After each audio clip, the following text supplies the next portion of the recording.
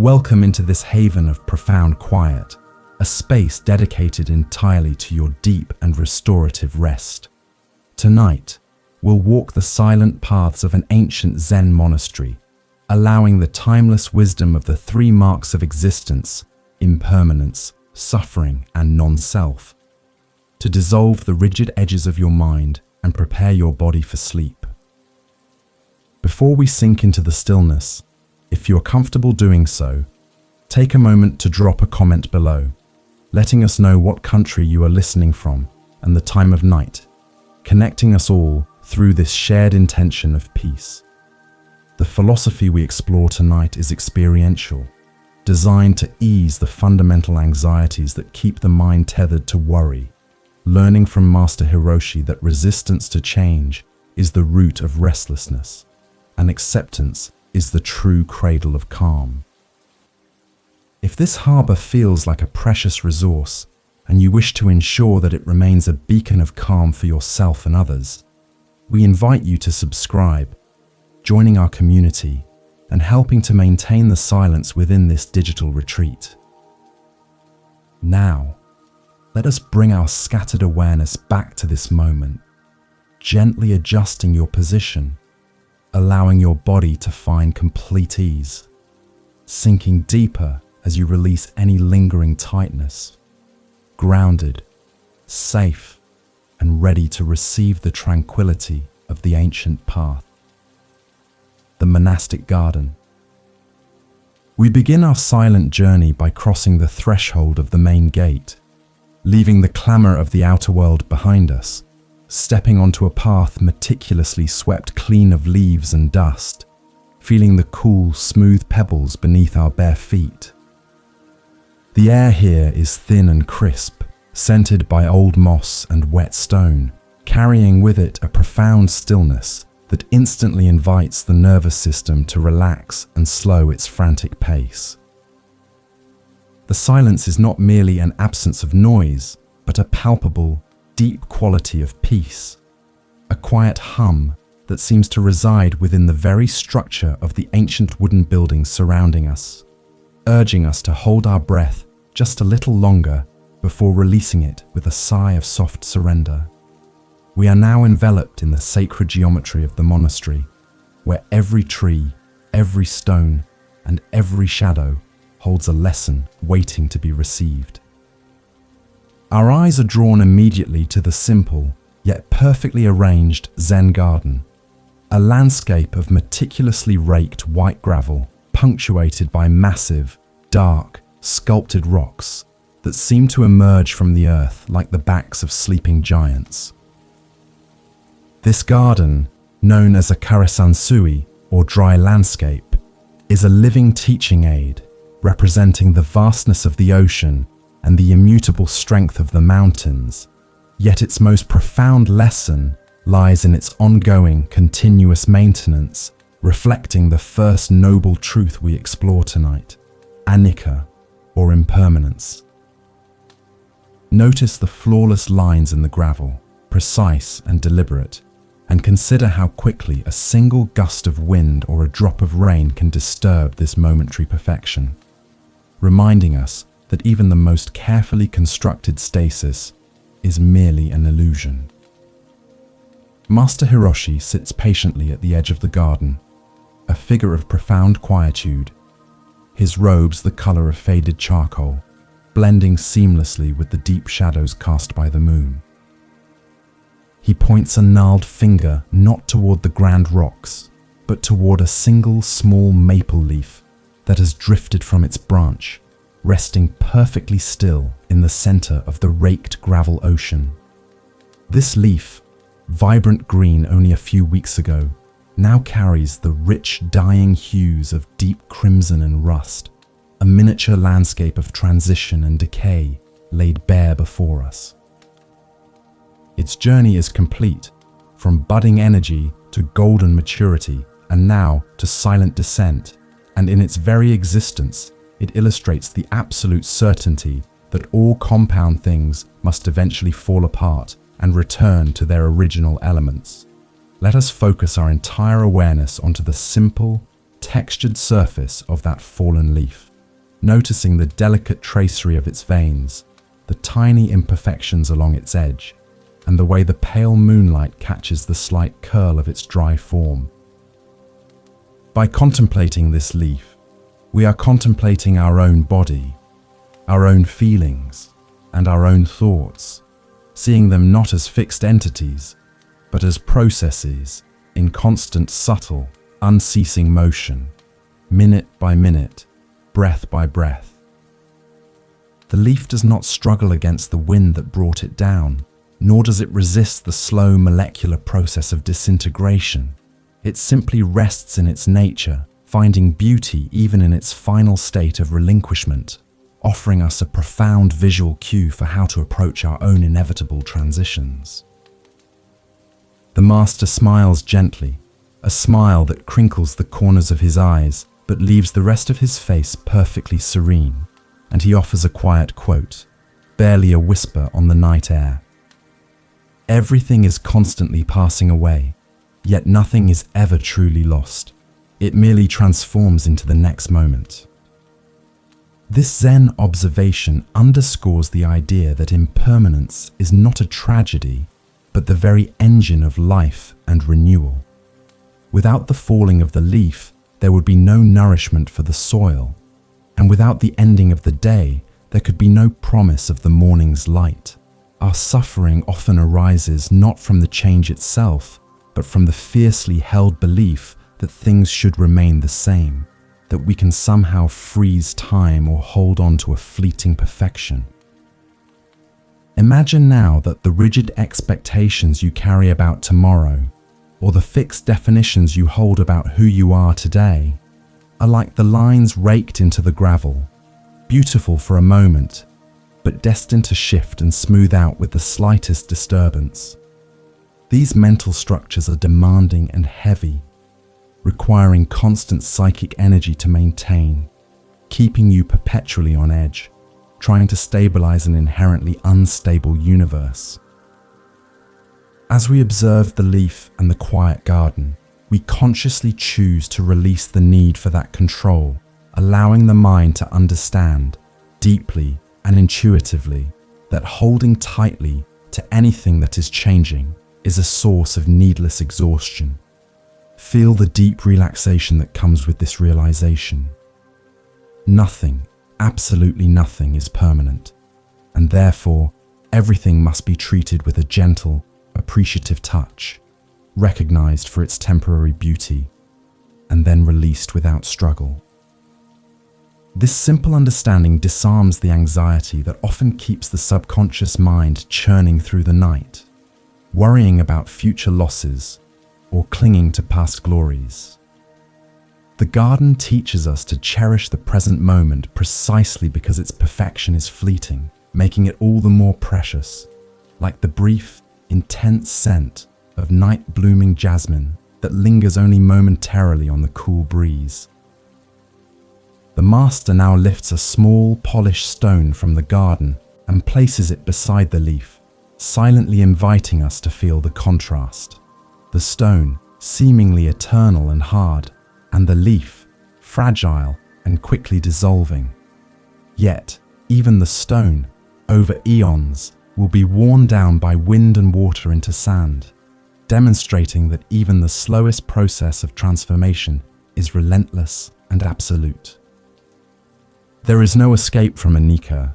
but there is immense freedom in aligning ourselves with it, seeing ourselves as part of the elegant, flowing dance of arising and passing,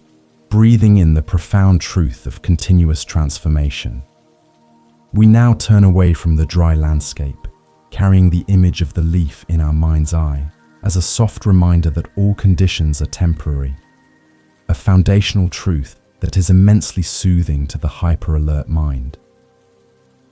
The path leads us toward the main sanctuary, where the sounds of the night, the distant hoot of an owl, the soft rubbing of crickets' wings, become magnified in the profound silence of the monastery grounds.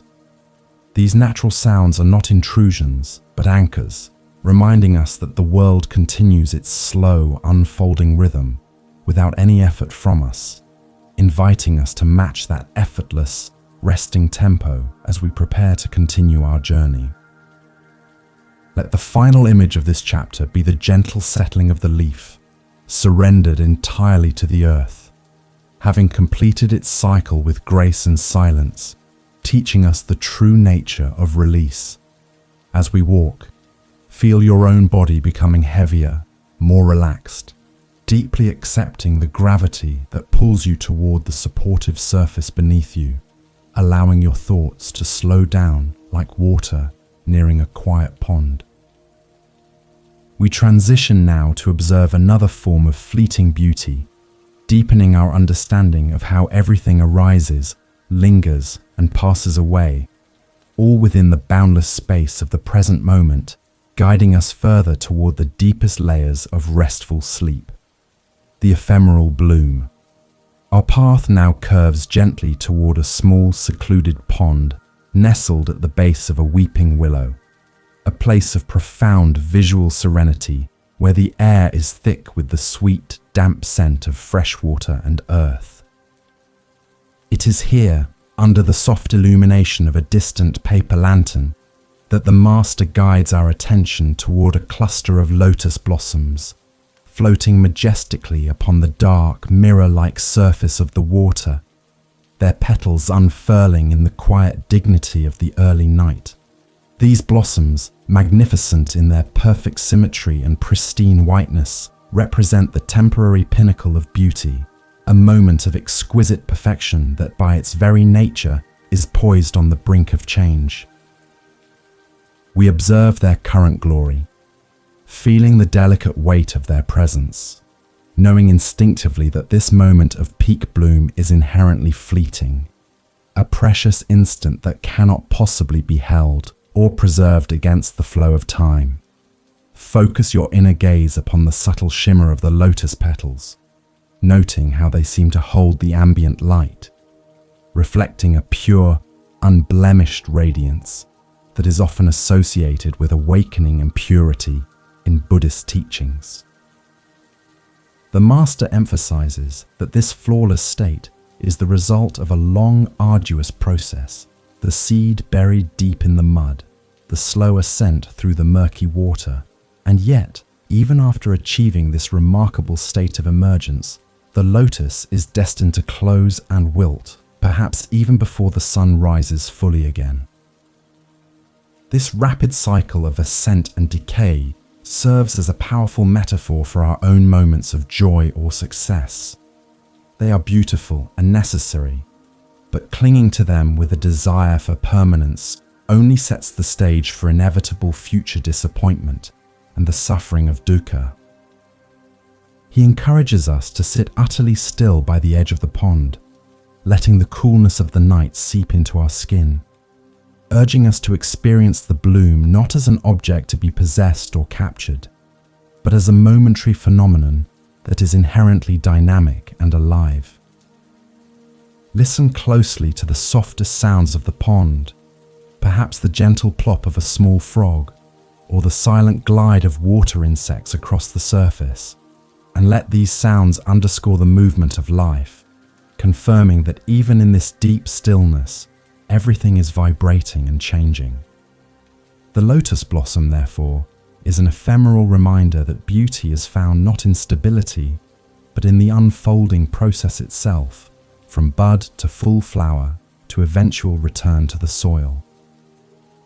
The Master speaks softly of the concept of chasing the dragon, referring to the futile human effort to retain perfection, to hold on to the sensory pleasure of a perfect sight or sound long after it has naturally begun to diminish.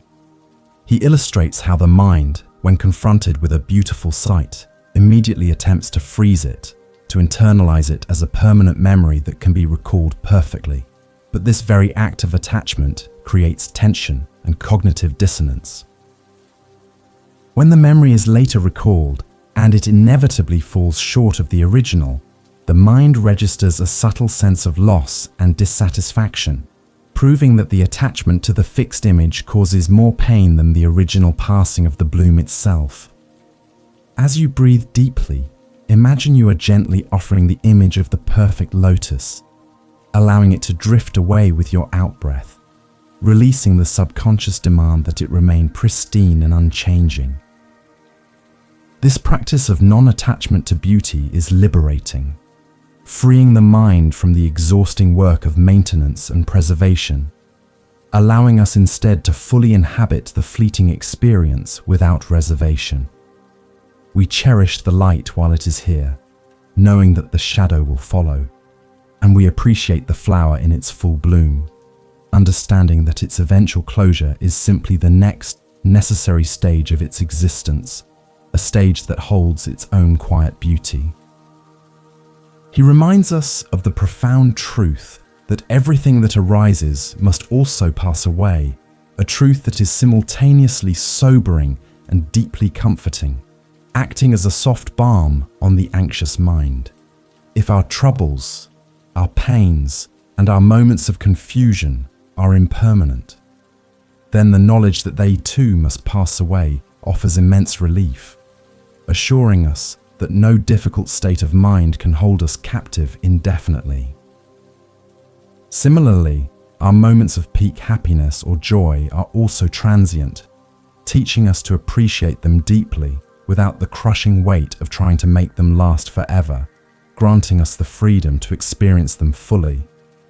Focusing once more on the visual aspect, notice how the water gently supports the lotus, yet it also mirrors the surrounding shadows, showing that even the illusion of stability is only skin deep.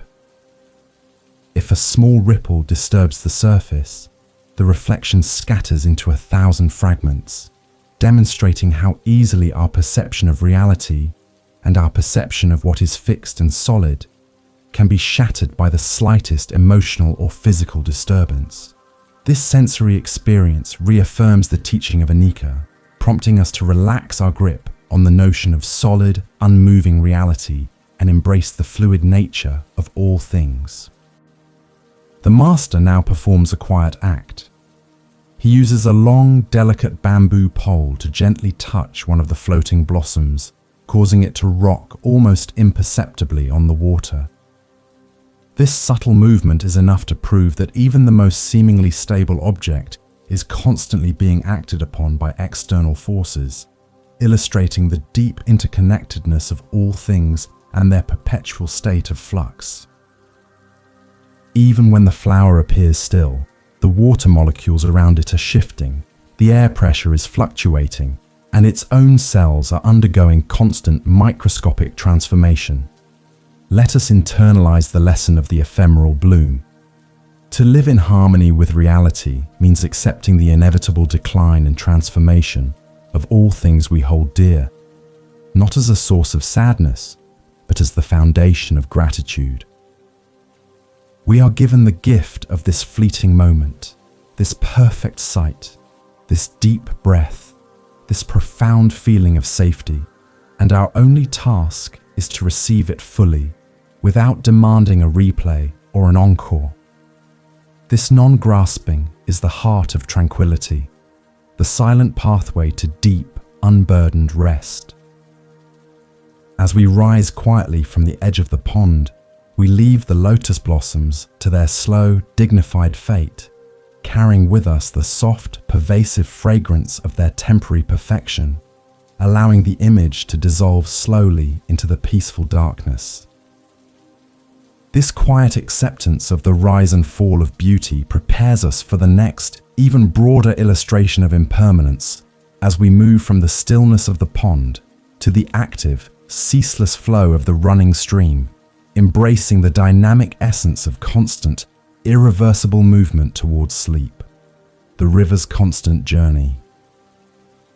We continue our quiet journey away from the pond, guided by the low murmuring sound of moving water that grows steadily louder, a comforting and rhythmic sound that acts as a profound lullaby for the restless mind. The path descends slightly until we reach the edge of a mountain stream, cold and clear, rushing over smooth, ancient stones with a tireless, purposeful momentum, creating a hypnotic symphony of trickling and splashing sounds. This stream is the purest, most tangible illustration of relentless change, demonstrating physically and audibly that nothing in this universe remains the same from one second to the next. It is a profound living text of anicca, flowing eternally toward the great ocean of interconnectedness. Master Hiroshi invites us to sit directly beside the water, close enough to feel the slight mist on our faces and the cold air it carries, directing our attention to the immediate vicinity of a large moss-covered boulder partially submerged near the bank. He recounts the famous philosophical saying that we can never step into the same river twice, a simple truth that holds boundless wisdom for those struggling with anxiety about the future or attachment to the past. The water currently rushing past the boulder is unique and distinct. The molecules that touched that stone only a moment ago are already miles downstream, replaced by an entirely new set of flowing elements, illustrating the absolute impossibility of returning to any previous moment of experience. Ponder the implications of this constant movement upon your own mind.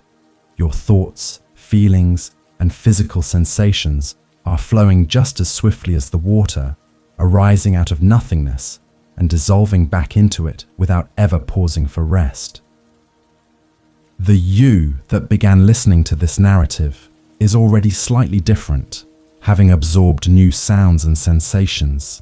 and the memory of the past paragraph is already receding into the background,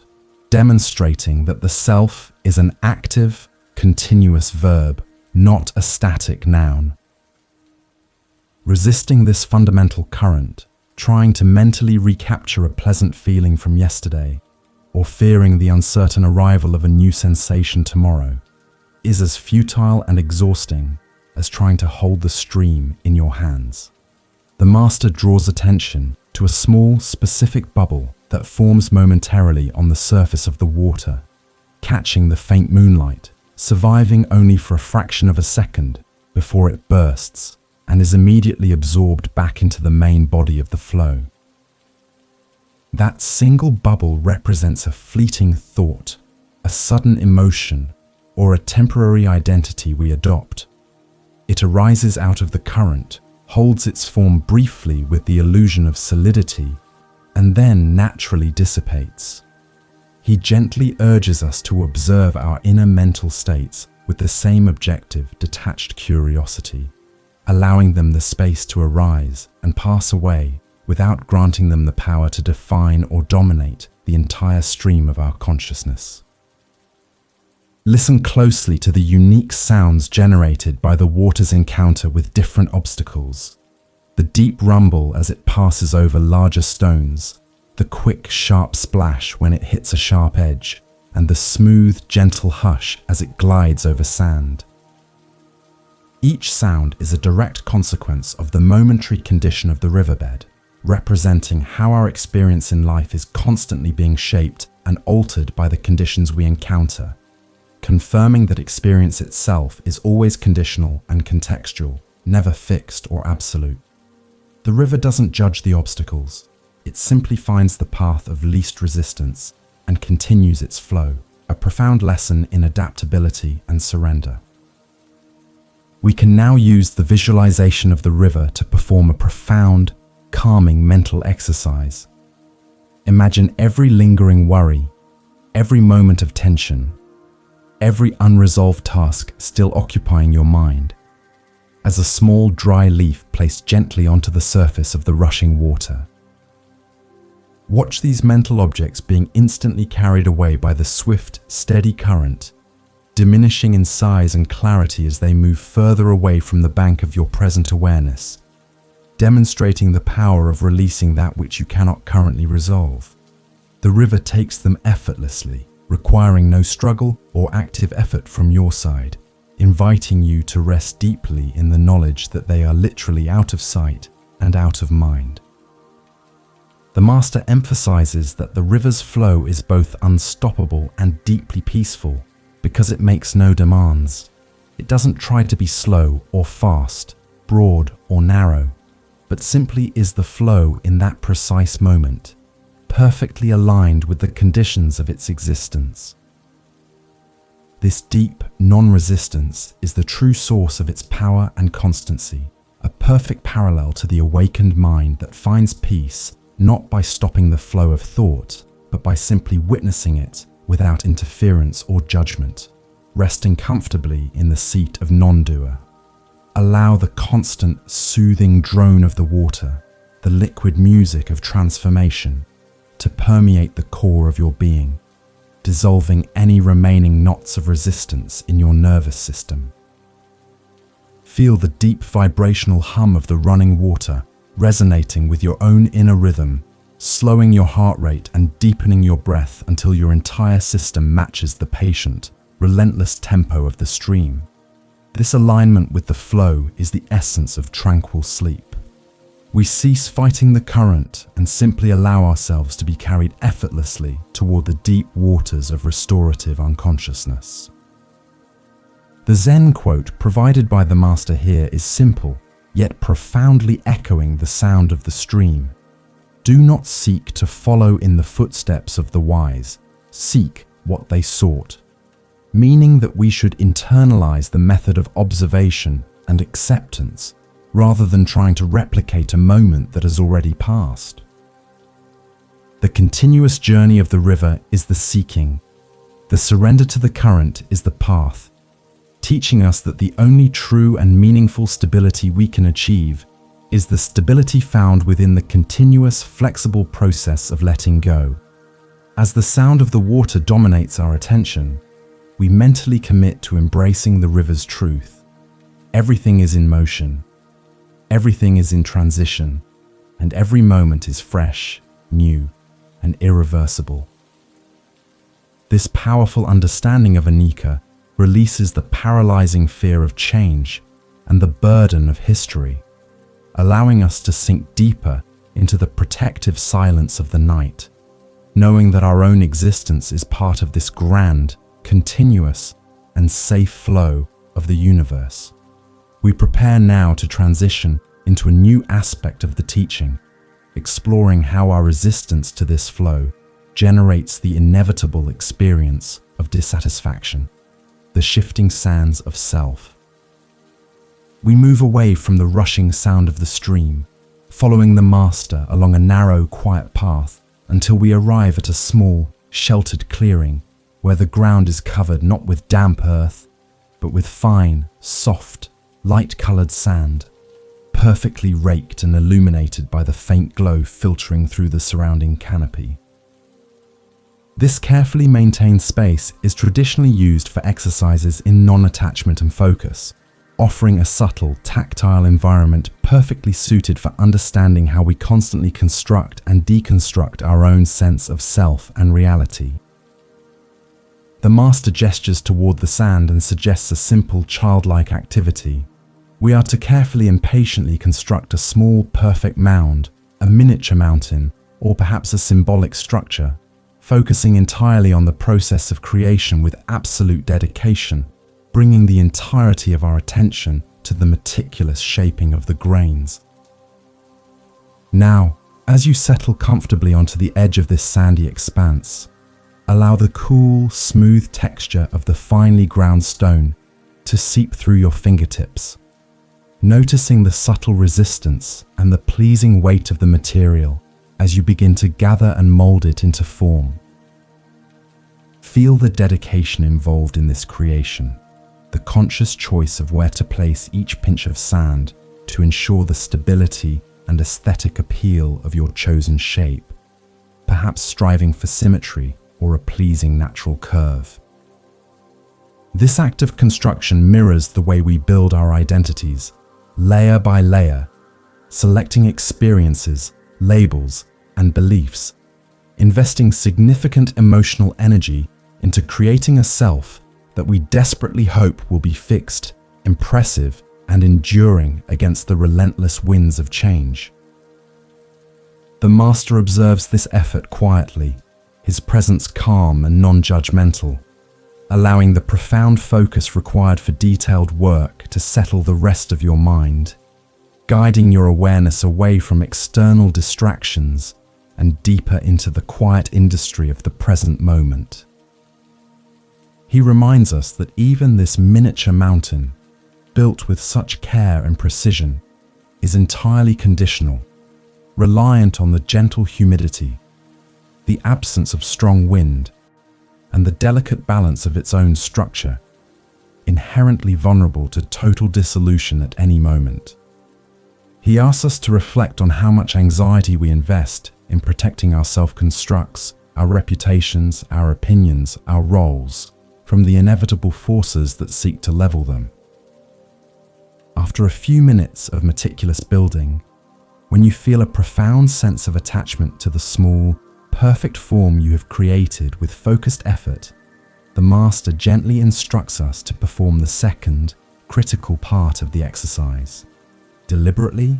slowly, and without judgment, use the flat of your hand to utterly and completely flatten the sand structure back into the smooth, featureless plane from which it arose. Notice the subtle internal resistance that arises, the mind's silent protest at destroying something beautiful and complete, and observe the immediate physical sensation of release as the form collapses into chaos, returning to its undifferentiated state.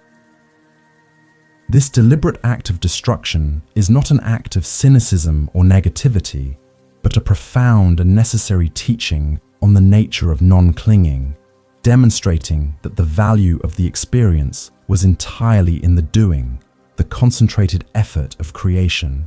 and not in the result, the temporary structure itself. The practice teaches the fundamental truth that all compounded things must ultimately break apart, and our suffering arises when we cling to the form rather than embracing the process. We must learn to put forth our deepest effort and talent, yet be utterly prepared for the result to dissolve back into the flow of impermanence without generating a sense of personal loss or failure. He then speaks of the Zen concept of mushin, or the mind without mind, which is the state achieved when one moves past the need for fixed outcomes and rests entirely in the action itself, free from the burden of success or failure. When we build the sand mound, we are not building a lasting monument, but practicing skillful attention. When we destroy it, we are practicing skillful release. This cycle, creation, enjoyment of the process, and non-attached letting go, is the master key to unlocking a deep and restful tranquility, freeing the mind from the exhausting management of expectation and retention. Now, as the sand lies flat and still again, feel the stillness in your hands and in your mind, recognizing that the effort, the creativity, and the beauty of the temporary form have not vanished entirely, but have been fully absorbed back into the field of experience. The energy invested is now resting within you, not within the transient object, proving that the true substance of life is the living, breathing process, which cannot be destroyed by external change. This ground of emptiness, this flat, raked sand, is not nothingness. It is potential, ready for the next perfect moment of arising, be it a mountain, a thought, or a new day. Consider the simple, profound quotation from the tradition: "Form is emptiness, and emptiness is form." The temporary mountain and the flat, featureless sand are two sides of the same coin, demonstrating that the illusion of permanence, form, is entirely made up of the reality of impermanence, emptiness. As you relax your muscles and prepare to move on, allow this teaching to dissolve the heavy, rigid boundaries you might place around your own identity, releasing the need to be a fixed, definable thing, and allowing yourself to simply be the fluid, changing process. We take a few deep, cleansing breaths,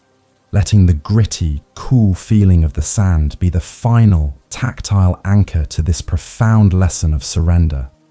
reminding us that every time we cling to a fixed idea about who we are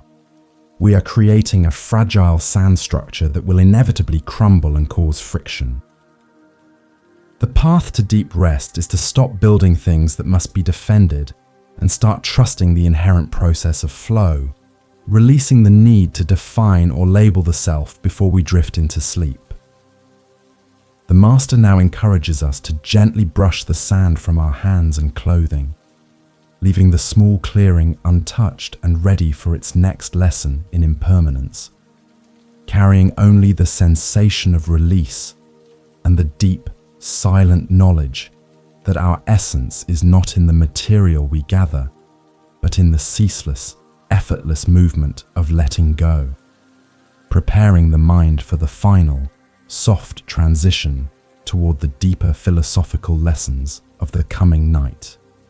letting go of yesterday's light. Our quiet walk continues as the last vestiges of twilight begin to bleed out of the western sky, transitioning the world from the deep blue of dusk into the rich velvety black of a moonless night, a perfect illustration of the slow, inevitable fading of light and the profound impermanence of even the grandest cosmic phenomena. We find a comfortable place to sit on a low, smooth bench facing the dense, dark forest line, where the sounds of the nocturnal world are beginning to awaken. The soft chirping of crickets, the rustling of unseen creatures, and the quiet sigh of the evening breeze moving through the tall pines. This transition from light to dark serves as a powerful metaphor for letting go of the entire day's accumulation of thoughts, actions, and judgments, preparing the mind to accept its own inevitable shift into the state of surrender. Focus your eyes on the area where the final traces of reddish gold light are reluctantly receding below the horizon, observing the intricate, gradual process of darkness gaining dominance, recognizing that this transformation is occurring without any struggle or resistance from the sky itself. The day does not fight to remain, it simply and gracefully yields to the night, an essential and natural cycle that mirrors the necessary yielding of our active, problem-solving consciousness to the passive, restorative state of deep sleep. We are invited to cultivate this same graceful surrender within our own minds, allowing all the remaining preoccupations of the day to dim and fade away with the light. The Master guides our breathing, reminding us that even the very air we inhale and exhale is impermanent, constantly being transformed and replaced, urging us to feel the cool crispness of the night air filling our lungs and then dissolving back into the vast atmosphere. With each slow, deliberate out-breath, imagine that you are releasing a small, unnecessary piece of the daylight mind. Perhaps a memory of a difficult conversation, a worry about a future task, or a persistent self-criticism, watching it float away like a tiny wisp of smoke into the encompassing darkness, where it can no longer hold any power over your present tranquility. We sit in the growing darkness, accepting the fact that the light of yesterday is truly gone and cannot be recalled or relived, and attempting to cling to the memory of that light, wishing for its return, is the initial subtle movement towards suffering, dukkha. When we demand that the present moment should feel like a past, more comfortable or brighter moment, we are actively creating friction against the reality of continuous change, setting up an internal conflict that prevents the mind from settling deeply into the peace of what is. He quietly explains that the concept of impermanence, anicca, acts as the doorway to understanding insatisfaction, dukkha, because it is our deep, subconscious refusal to fully accept that everything is changing that forms the root of all our disappointments and mental anguish. If we fully embrace the truth that the beautiful light must fade, we would cherish its presence without suffering its absence. Conversely, if we believe the light should remain, its disappearance registers as a personal failing or a cosmic injustice, leading to dissatisfaction. This realization is not meant to inspire sadness, but to offer a profound relief, freeing us from the exhausting obligation to make reality conform to our fixed internal blueprints, allowing us to rest in the gentle knowledge that reality is perfectly acceptable exactly as it is flowing right now. We transition our focus from the external visual change, the fading light, to the internal emotional landscape, softly observing any residual clinging or resistance within the body or the mind that is still fighting against the inevitability of the night and the approaching deep rest. Consider the subtle, almost undetectable shift that occurs in your mental clarity as the darkness deepens. The sharp edges of analytical thought begin to soften, replaced by a more intuitive, drowsy, and dreamy state of awareness, naturally pulling you toward the edge of sleep. This is the mind's natural surrender mechanism, a process we must trust and allow without attempting to micromanage or control, acknowledging that this diminishing sharpness of consciousness is merely the next phase of impermanence, guiding us safely into the restorative void. The Master reminds us that just as the daylight is a conditioned phenomenon, so too is our waking consciousness. Both arise from specific causes and conditions and must inevitably dissolve when those conditions change.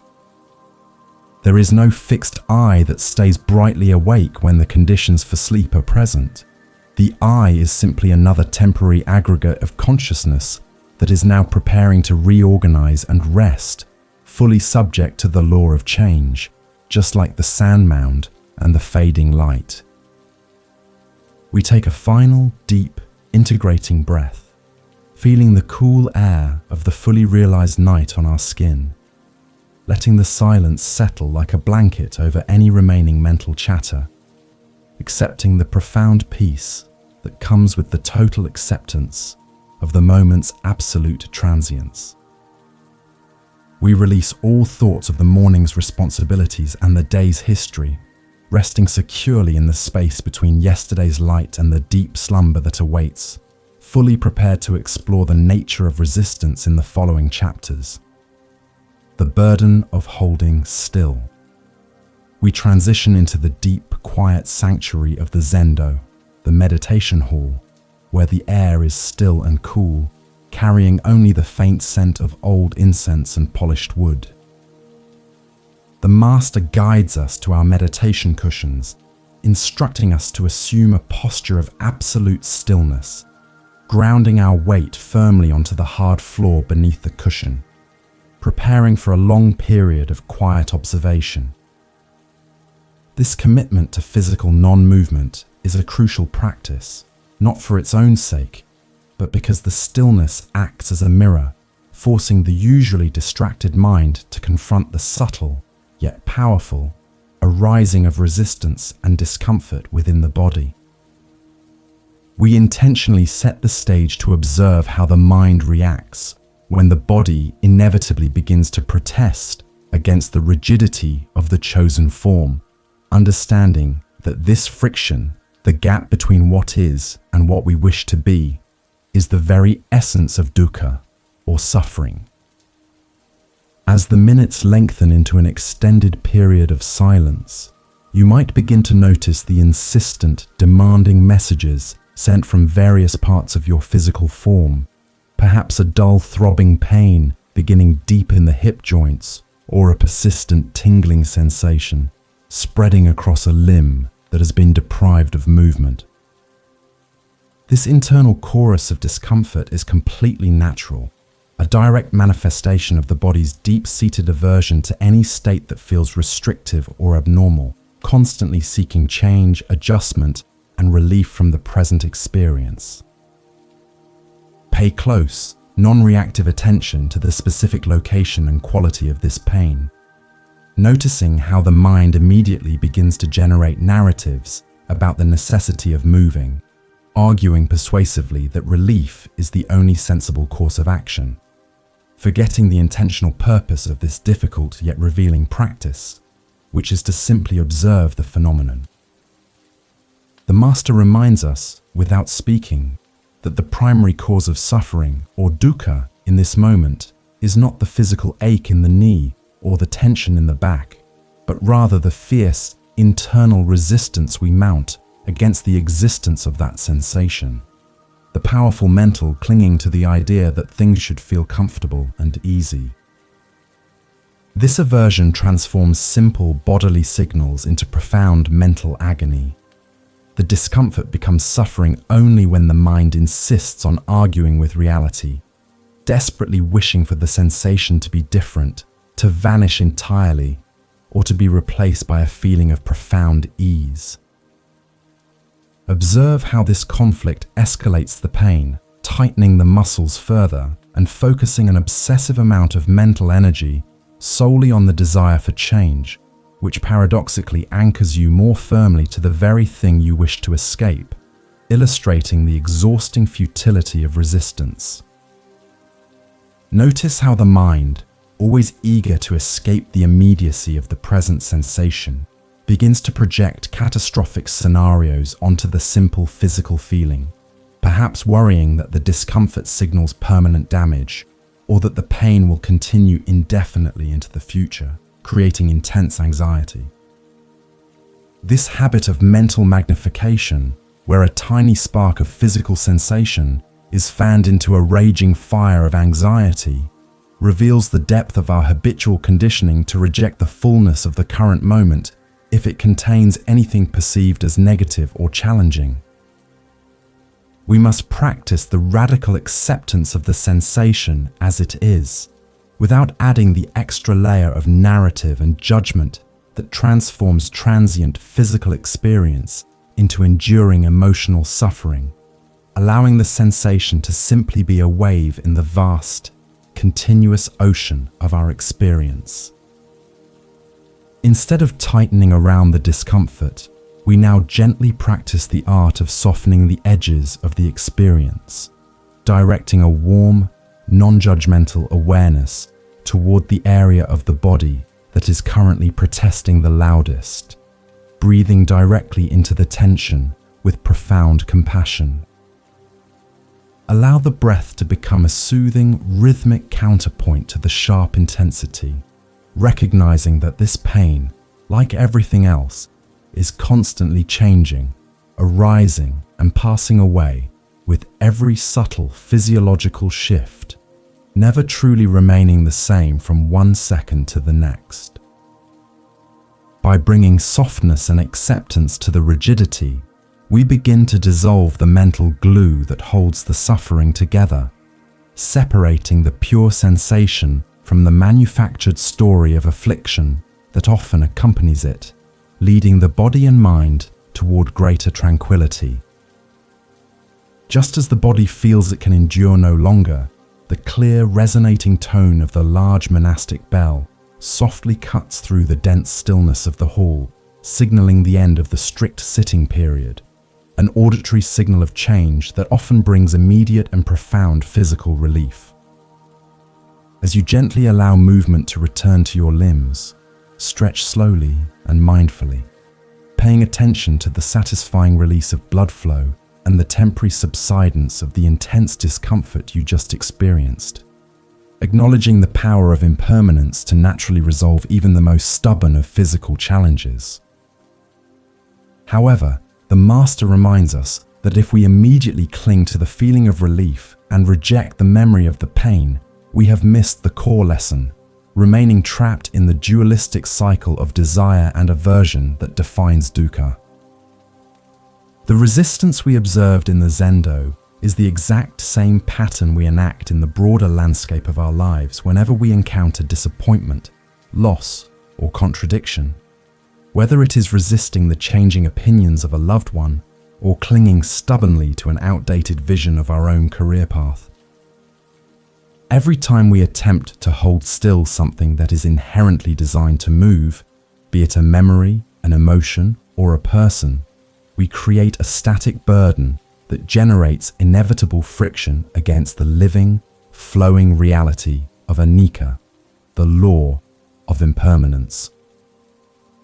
True peace does not come from finding a posture without pain, but from finding a posture of acceptance that allows the arising and passing of all sensations, recognizing that this effortful holding, this trying to force stillness, is the very source of our deep spiritual and physical weariness. We recall the quiet wisdom often whispered in the hall. The path to peace is not in standing still, but in moving mindfully. This suggests that the goal is not rigid adherence to physical immobility, but the cultivation of a mental fluidity that remains undisturbed by the constant shifts in internal and external conditions. When we stop trying to control and lock down our experience, when we allow ourselves to be the open vessel through which pain, joy, boredom, and restlessness simply flow without judgment, we discover a deep well of resilience and effortless stillness that transcends mere physical posture, settling the mind into a profound sense of inner stability, regardless of the outer storm of sensation. Now, as we transition from the active observation of resistance to a state of gentle repose, conduct a soft internal scan of your entire physical form, starting with the heavy sensation in your feet and moving slowly up through the legs, the core, and the shoulders, consciously instructing every muscle fiber to release any lingering grip it might be holding on to. Allow the tension that was revealed during the sitting period to soften and dissolve completely, instructing the body that its work of holding still is finished, and it is now safe to surrender entirely to the supportive embrace of the ground beneath you. Let the shoulders droop heavily, release the clench in the jaw, and feel the eyelids grow pleasantly heavy, letting go of the burden of maintaining any fixed form against the natural current of the moment. We carry the quiet, powerful knowledge learned from this challenging sitting, that our suffering is primarily a choice made in response to change,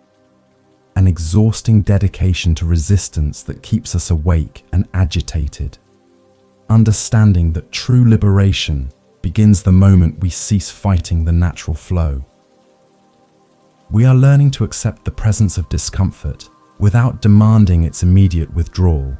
embracing the reality that imperfection and challenge are integral threads in the tapestry of existence, preparing our minds now to examine this concept of imperfection more closely,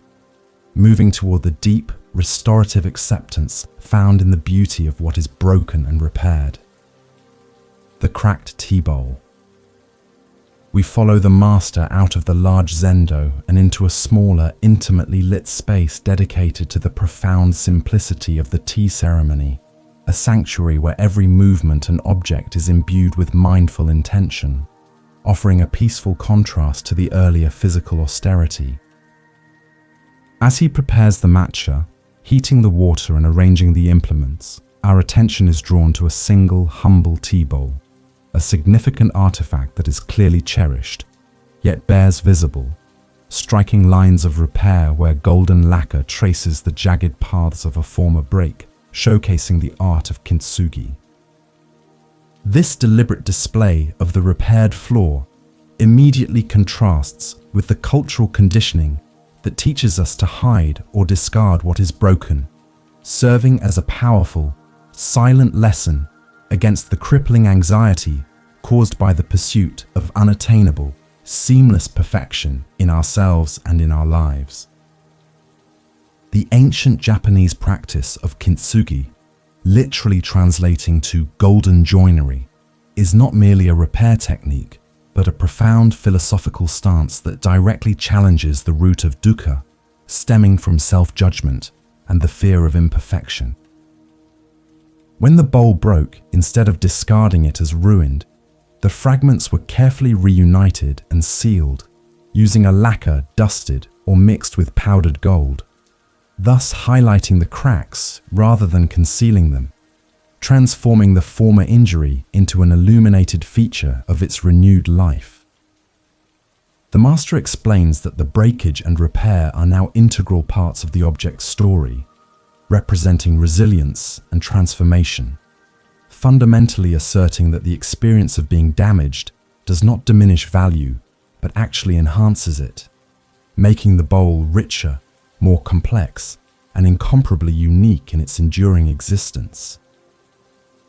Consider how frequently we apply the opposing, cruel logic to ourselves, hiding our past mistakes, masking our emotional scars, or desperately attempting to appear perpetually unbroken and flawlessly perfect to the outside world, creating a heavy burden of pretense and anxiety.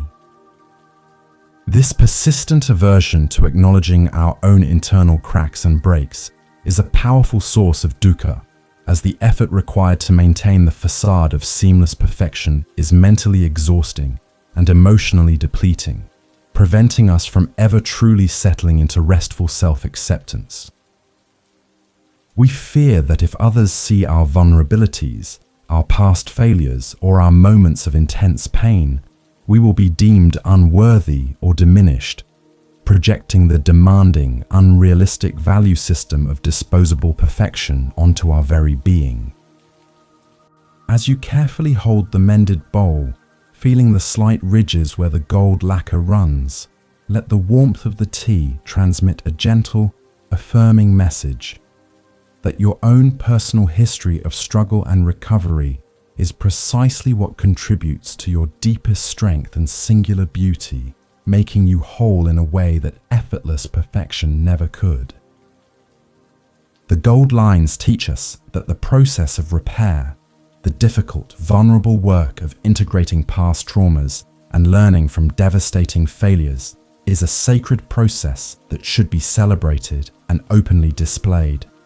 not shamefully hidden away in the shadows of regret. Each scar represents a moment of overcoming, a proof of endurance, transforming what was once perceived as weakness into an undeniable testament to inner fortitude and resilience and capacity for growth. The pursuit of absolute perfection is fundamentally an unstable and ultimately insatiable endeavor because, under the lens of anicca, impermanence, nothing can ever remain flawless or complete. Everything is always either arising or passing away, inherently lacking the fixed stability that perfection demands. When we make our happiness conditional on reaching a state of flawlessness, whether in appearance, performance, or material possessions, we set ourselves up for perpetual dissatisfaction. As the moment we achieve one goal, the mind instantly perceives the next potential imperfection or challenge, relentlessly pushing us further down the exhausting path of striving.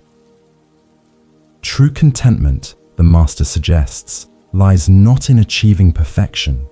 but in the compassionate acceptance of the inherent imperfection that defines all existence and allows us to finally rest. Take a slow, mindful sip of the warming matcha,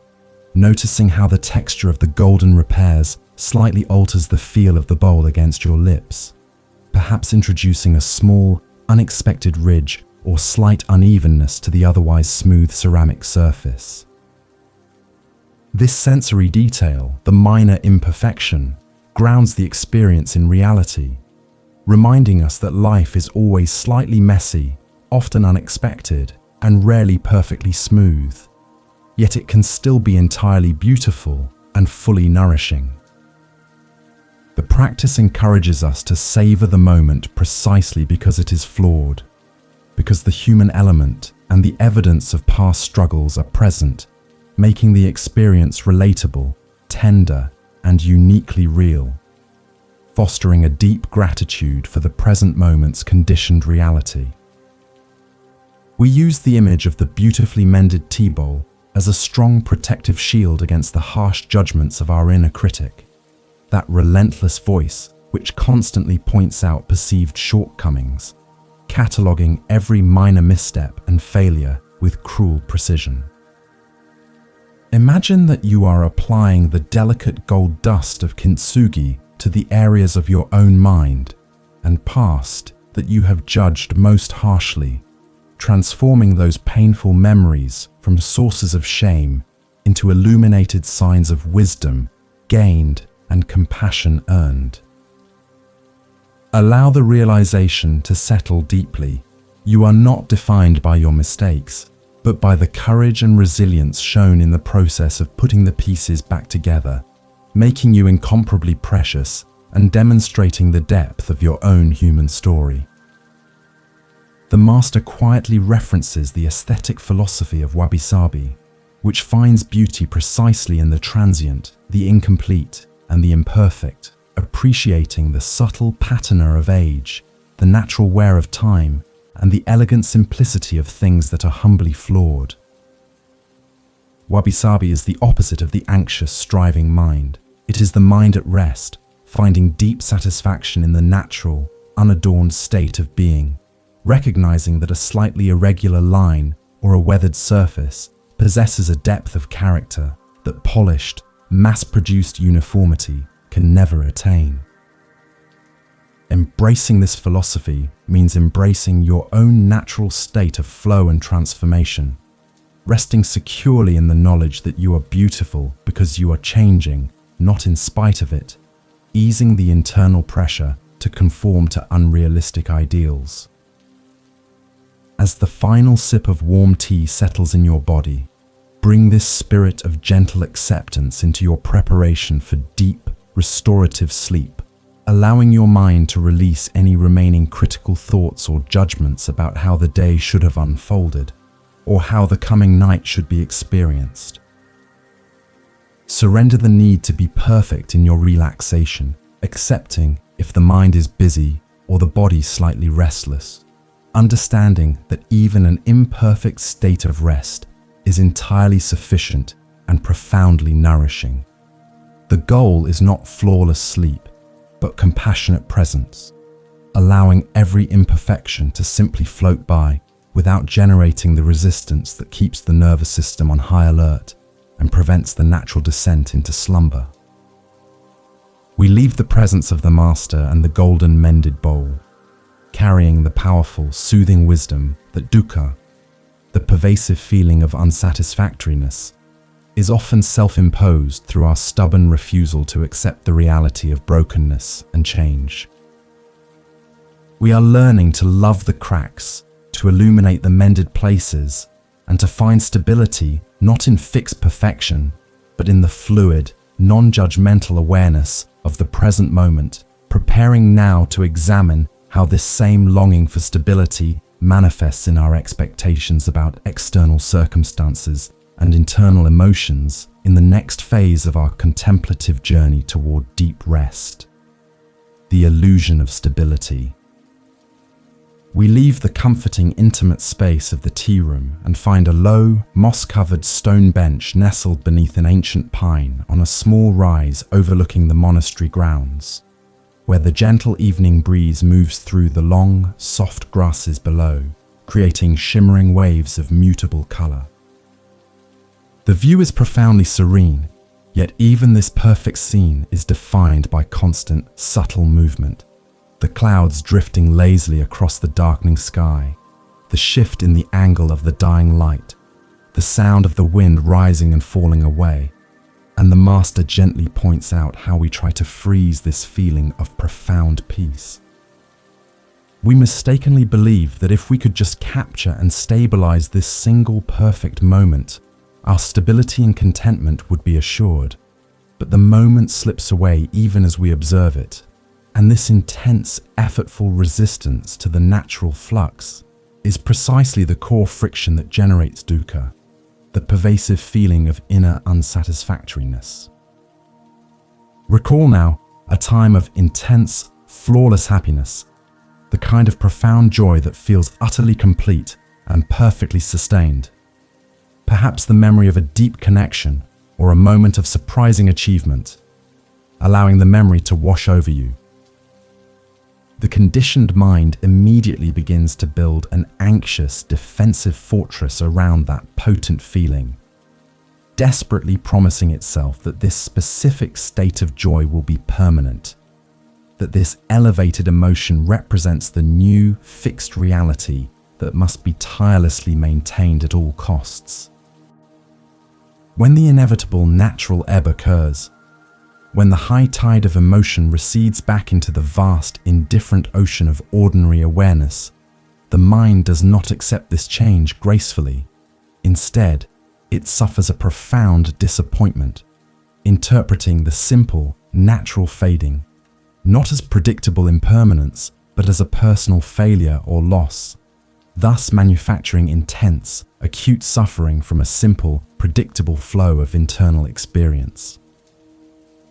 Our deepest attachment to fixed identities is perhaps the most subtle and damaging form of this striving for stability, manifesting as a rigid internal framework we cling to in order to define ourselves to the world and to ourselves. We relentlessly label ourselves. I am a successful person. I am an intelligent person. Or conversely, I am a perpetually nervous soul, and then fight desperately to maintain the outward and internal consistency of that chosen label, fiercely resisting any evidence that might contradict this stable self-image. When a moment of deep anxiety arises unexpectedly in the happy person, or an undeniable failure touches the successful worker, the entire constructed sense of self feels profoundly threatened, not because the event itself is catastrophic,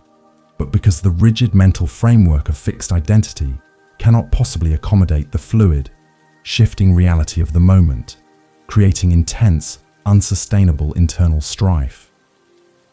Feel, now, the distinct physical difference in your body when you attempt to force stability upon an emotional wave, whether that emotion is positive and you wish to keep it, or negative and you wish to expel it immediately from your awareness. There is always a perceptible tightening in the deep core, a shallowing of the breath that restricts the flow of oxygen, and an unconscious clenching in the jaw and neck, the bodily manifestation of mental resistance, a muscular attempt to grip and solidify the fluid, vaporous reality of internal experience. Now we consciously invite the opposite state. Soften your gaze, relax your forehead, and instruct your core muscles to gently release, allowing the emotion, whatever its specific texture or intensity, to simply pass through your awareness, like a cloud crossing the face of the sun. Notice the immediate, profound release in the shoulders and chest when you stop acting as the demanding, anxious gatekeeper of your own emotional landscape. The Master quietly references the liberating wisdom found in recognizing that the small, striving self we anxiously attempt to stabilize is ultimately like a temporary vessel navigating an immense, unpredictable ocean, constantly being battered by the strong, impersonal winds of sensory experience and changing direction effortlessly with the shifting currents of life. The deep Zen realization asserts that when our identity is viewed not as a heavy, rigid statue, but as a temporary, empty boat, a mere aggregation of processes, thoughts, and sensations,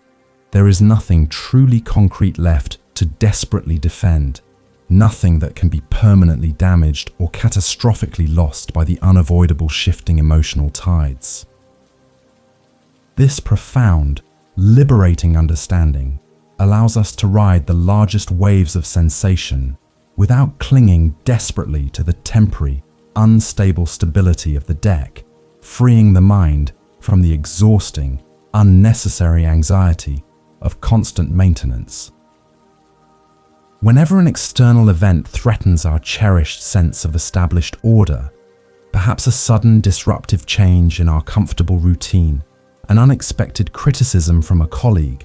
or a slow but steady shift in a familiar, comfortable relationship, the mind immediately expends an astonishing, debilitating amount of energy trying to push back against the inevitable, relentless forces of anicca.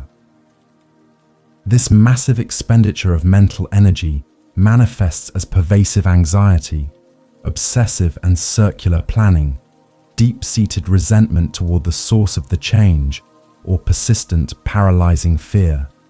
all being unconscious manifestations of the ego attempting to reassert complete sovereign control over a universe that fundamentally does not prioritize or even acknowledge our personal comfort or convenience. This continuous low-grade warfare against the fundamental reality of change is profoundly exhausting, actively preventing the deep, effortless surrender necessary for true mental rest and spiritual composure. We return our steady attention, now, with deliberate gentleness, to the continuous rhythmic flow of the breath, the single anchor that is always available, yet is itself beautifully and profoundly impermanent in its continuous cycle of creation and dissolution. Feel the cool, refreshing air gently entering the nostrils, the brief, quiet, silent pause at the peak of the inhale, the warm, slow exhalation melting out of the body, and the tiny moment of restful emptiness before the next cycle begins, recognizing the breath as a constant, reliable process of arising and ceasing, moment after moment. The breath teaches us, with every cycle, that stability is not truly found in arresting movement or in achieving fixed stillness, but in the reliable, predictable rhythm of change itself. By focusing entirely and exclusively on this continuous, effortless flow of life energy, we ground ourselves immediately in the spacious present, dissolving the mental burden of trying to stabilize either the phantom past or the projected future. Paradoxically, the honest, direct realization of our inherent instability, the knowledge that nothing can truly be held or fixed, grants us immense, radical freedom, immediately lifting the crushing responsibility of constantly having to be something fixed or permanently defined. If our internal emotional landscape is always flowing like a river, our temporary moods cannot ultimately define who we fundamentally are. If our identity is always fluidly evolving, we are never trapped by yesterday's inevitable limitations or past mistakes. Embrace the profound, radical possibility that you are not a finished solid product, but an ongoing, dynamic masterpiece of continuous change, a continuous stream of experiences, entirely free to adapt and shift in direct response to the world without the crushing, debilitating fear that every fluctuation compromises your fundamental inherent worth. This deep-seated fear of instability, the anxious clinging to the illusion of fixedness, compels the mind to perpetually search and strive for external sources of fixed security, a better, more suitable relationship, a greater, more protective financial cushion, or a perfect, flawless state of permanent mental clarity. Anything, absolutely anything, that promises to finally resolve the inherent, unsettling quality of impermanent existence. This relentless seeking, this mental outreach and projection for something entirely outside of the present moment, to finally fix the perceived instability, is what the Buddhist tradition precisely calls tanha, or craving, the fierce, insatiable thirst. We are perpetually looking forward, projecting our ultimate need for comfort onto a future achievement or state, and in doing so, we bypass the immense richness and quiet, substantial peace available right now in the fleeting, imperfect stability of the present moment. Allow the entire body to absorb the subtle, profound, yet deeply relaxing insight that the universe does not require us to be static, unmoving, or fixed.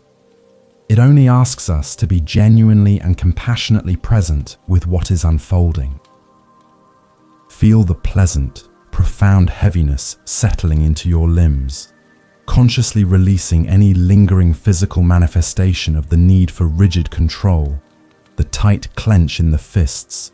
the unnecessary wrinkle in the brow, the muscles bracing the core against an imaginary impact. We gently dissolve the rigid, demanding expectation of a perfect, stable self, preparing now to observe the specific, driving energy of craving that arises when the mind tries to escape the moment, understanding that this calm, detached observation is the essential next step on our contemplative path toward letting go and entering the profound, unburdened silence of true healing rest, the whispers of craving. We now turn our soft, focused attention entirely inward, concentrating on the subtle, insistent mental energy that the ancient texts refer to as tanha, often translated with evocative depth as thirst, or the fierce, relentless craving, which serves as the primary engine driving our pervasive experience of chronic dissatisfaction, or dukkha. This deep craving is not always a loud, dramatic, shouting demand that compels immediate action. Frequently, it presents itself as a soft, continuous, almost melodic whisper, the quiet, insidious dissatisfaction with the way things currently are, inexorably paired with the yearning for something utterly absent. The insistent thought that if only the room were slightly cooler, the silence absolutely deeper, the nagging minor ache fully gone, then and only then could we finally and truly rest. This subtle, pervasive mental friction, the distance between the reality we are experiencing and the desire we project, is the immediate, palpable source of our sleepless agitation, keeping the nervous system alert and constantly searching for a resolution outside the supportive stillness of the now. As we lie here in the deliberate, comforting stillness, patiently waiting for the natural onset of sleep, notice how this mental craving subtly attempts to sabotage the profound peace and tranquility we have so carefully cultivated throughout the evening. Perhaps there is a sudden, powerful mental demand to check the time on the bedside clock, a sharp, intrusive recollection that you forgot to send one crucial, important email, or an abrupt, insistent hunger pang that demands immediate and total satisfaction, even though your body fundamentally requires deep rest far more than sustenance. These sudden demands are all subtle, energetic flares of tanha, tiny mental hooks that attempt to pull your valuable attention away from the supportive darkness and back into the relentless, demanding realm of doing and needing, desperately trying to re-engage the mind with the daytime world instead of surrendering fully to the profound acceptance of the present moment's quiet emptiness. The ancient profound teachings categorize this pervasive, shape-shifting thirst into three main observable forms, allowing for a clearer, more precise observation. First, the craving for sensual pleasure, the simple desire for positive, enjoyable feelings to intensify and continue indefinitely. Second, the craving for continued existence, the deep-seated, anxious need for the self to be permanent, significant, and ongoing, which relentlessly fuels our attachment to a fixed identity. And third, the craving for non-existence, the inverse desire for pain, difficulty, or an undesirable situation to cease immediately or disappear entirely, often manifesting as powerful aversion or quiet self-pity. Though these three forms appear vastly different on the surface, all share the same common destructive mechanism of reaching outside the immediate neutral experience of the present, frantically seeking to impose a different, preferred reality upon the one that currently exists. The great, pervasive deception of tanha lies in its seductive promise of enduring, ultimate fulfillment. It whispers convincingly that this one final acquisition, this one crucial change, or this one blissful moment of relief will finally settle the restlessness forever, ensuring lasting peace. Yet, the very moment the desired object or state is finally achieved, the promised satisfaction invariably proves to be immediately and profoundly transient. often dissipating entirely within mere minutes or seconds, inevitably leaving a new, equally disturbing void that the mind instantly attempts to fill with the next urgent object of desire. This quick, exhausting transition from fleeting gratification back to renewed dissatisfaction reveals the insatiable, bottomless nature of craving. It is a spiritual fire that absolutely cannot be extinguished by the very fuel it desperately seeks, leading only to a renewed, exhausting cycle of searching and disappointment. We now calmly and consciously locate the physical sensation of craving within the body itself, recognizing that desire is never purely an abstract, ethereal thought, but is always a measurable, palpable, physiological tension that manifests distinctly in the physical form. Perhaps you can notice a distinct, slightly anxious heat rising specifically in the chest, a pervasive, low-grade restless energy in the legs or feet that demands to shift or move, or a subtle dryness in the mouth, perfectly mirroring the conceptual thirst of the mind for something external.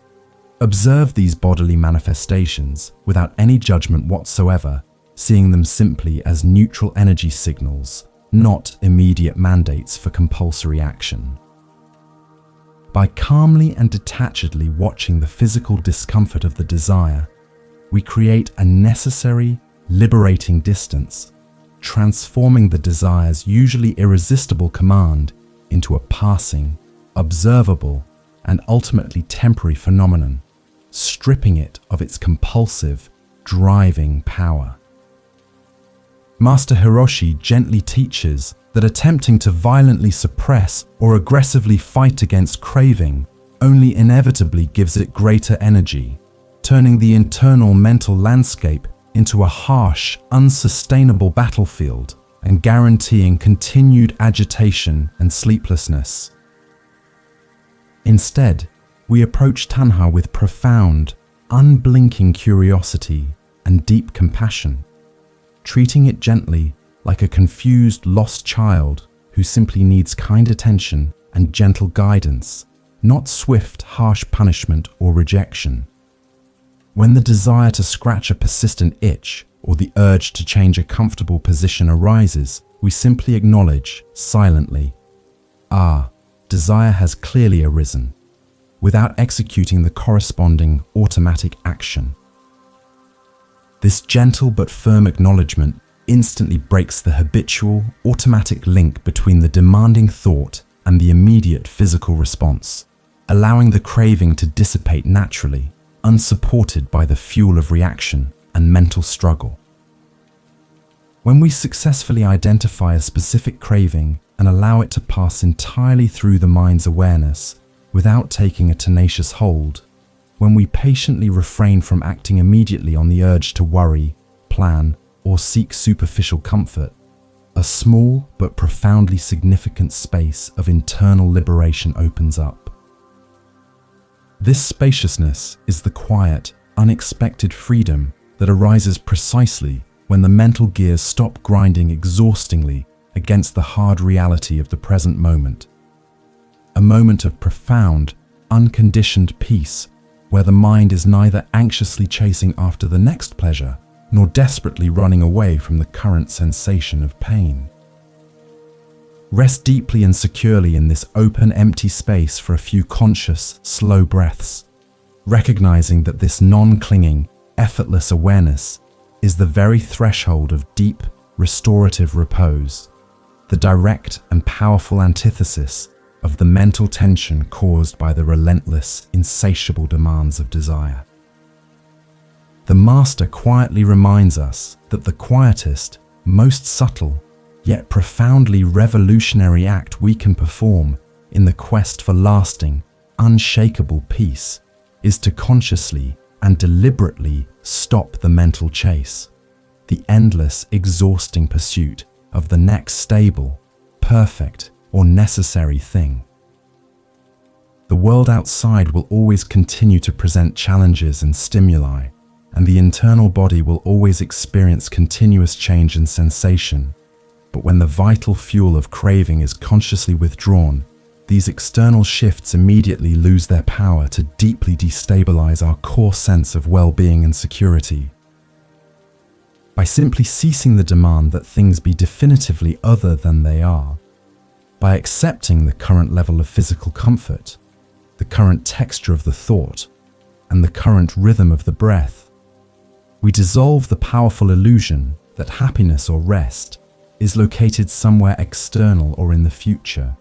grounding ourselves entirely in the profound completeness of the quiet present. Direct your soothing attention now to the musculature of striving and needing, the tight, unnecessary grip in the hands, the tension held stubbornly in the neck and shoulders, the muscles bracing the core against an anticipated, unseen threat. Now, with every slow, deliberate, intentional exhale, consciously invite those specific muscles to soften and entirely release the effort of needing, letting go of the desperate physical energy used to secure, control, and manipulate the environment.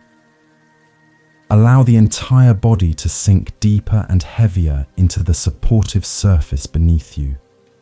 more deeply relaxed with each passing moment, understanding that this physical surrender is the palpable, direct manifestation of the mind releasing its tenacious grip on external desires and fixed internal expectations, finally choosing rest over the relentless, exhausting cycle of seeking.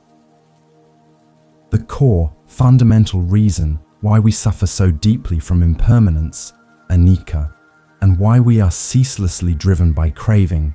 tanha, is the underlying, often unconscious, powerful belief in a solid, stable, independent self, an I who is striving for perfection, an I who must be satisfied, and an I who is perpetually under threat from the outside world. This persistent, anxious belief in a fixed personal essence is the final, most subtle illusion we must now gently begin to observe,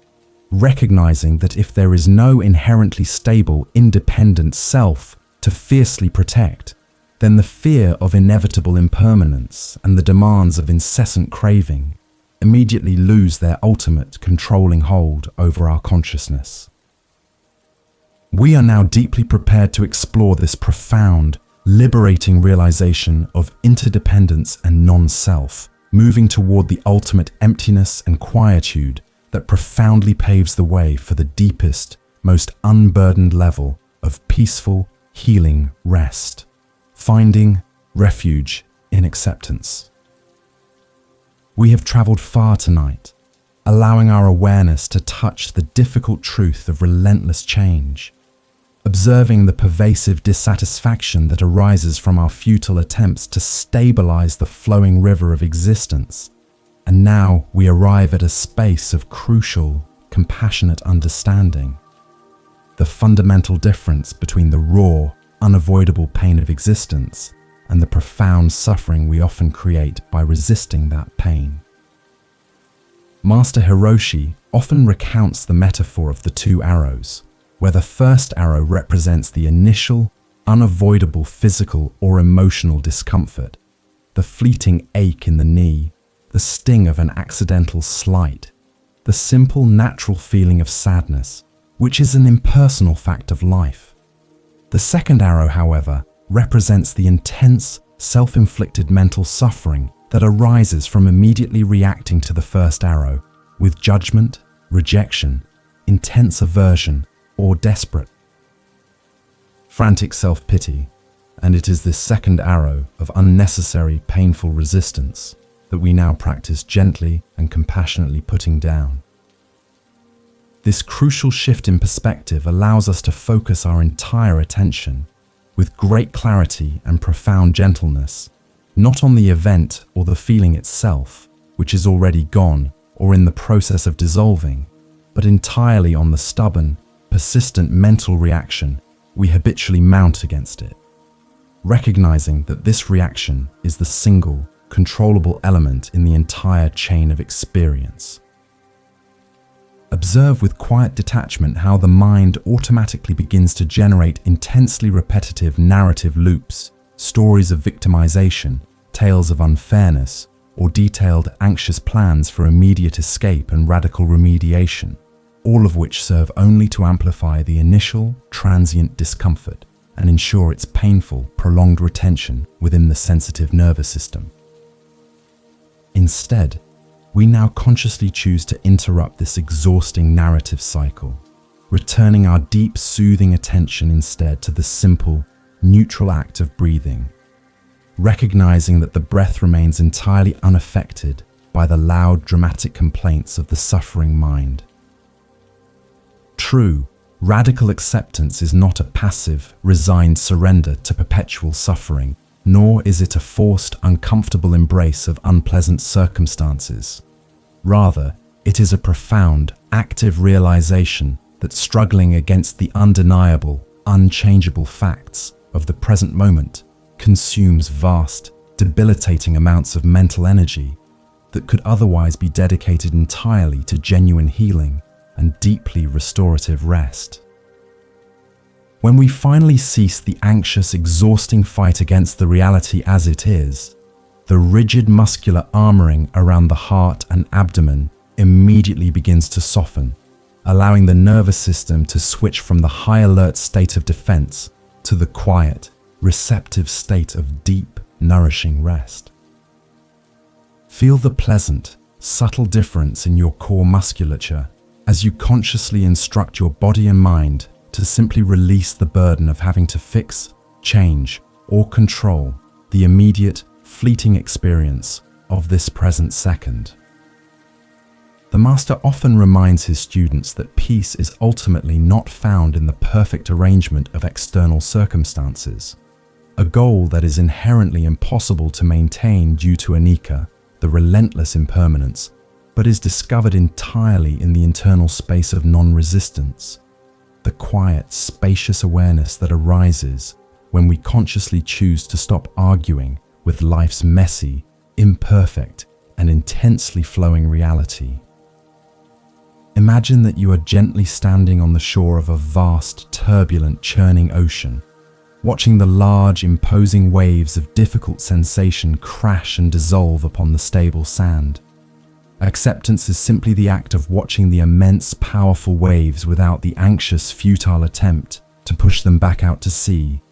or the desperate, exhausting desire to immediately transform their undeniable power into small, peaceful ripples. This compassionate, detached observation allows the energy of the difficulty to simply pass through, naturally and unimpeded, leaving you profoundly untouched and deeply centered. Bring your full, compassionate attention to any small, lingering point of resistance still present within the body or the mind, perhaps a quiet, anxious thought about the unchangeable events of the coming day, or a persistent, low-grade physical tension that stubbornly refuses to dissipate into the supporting darkness. We meet this remaining resistance not with aggressive, punishing self-criticism or forceful demand, but with the soft, soothing voice of profound gentleness, whispering softly to the anxious part, "It is entirely all right. This too will gracefully pass." 1. Allow the sound of your own quiet, internal validation to act as a powerful, calming balm, dissolving the sharp edges of the resistance, encouraging the entire system to trust deeply in the inherent, self-regulating capacity of the present moment,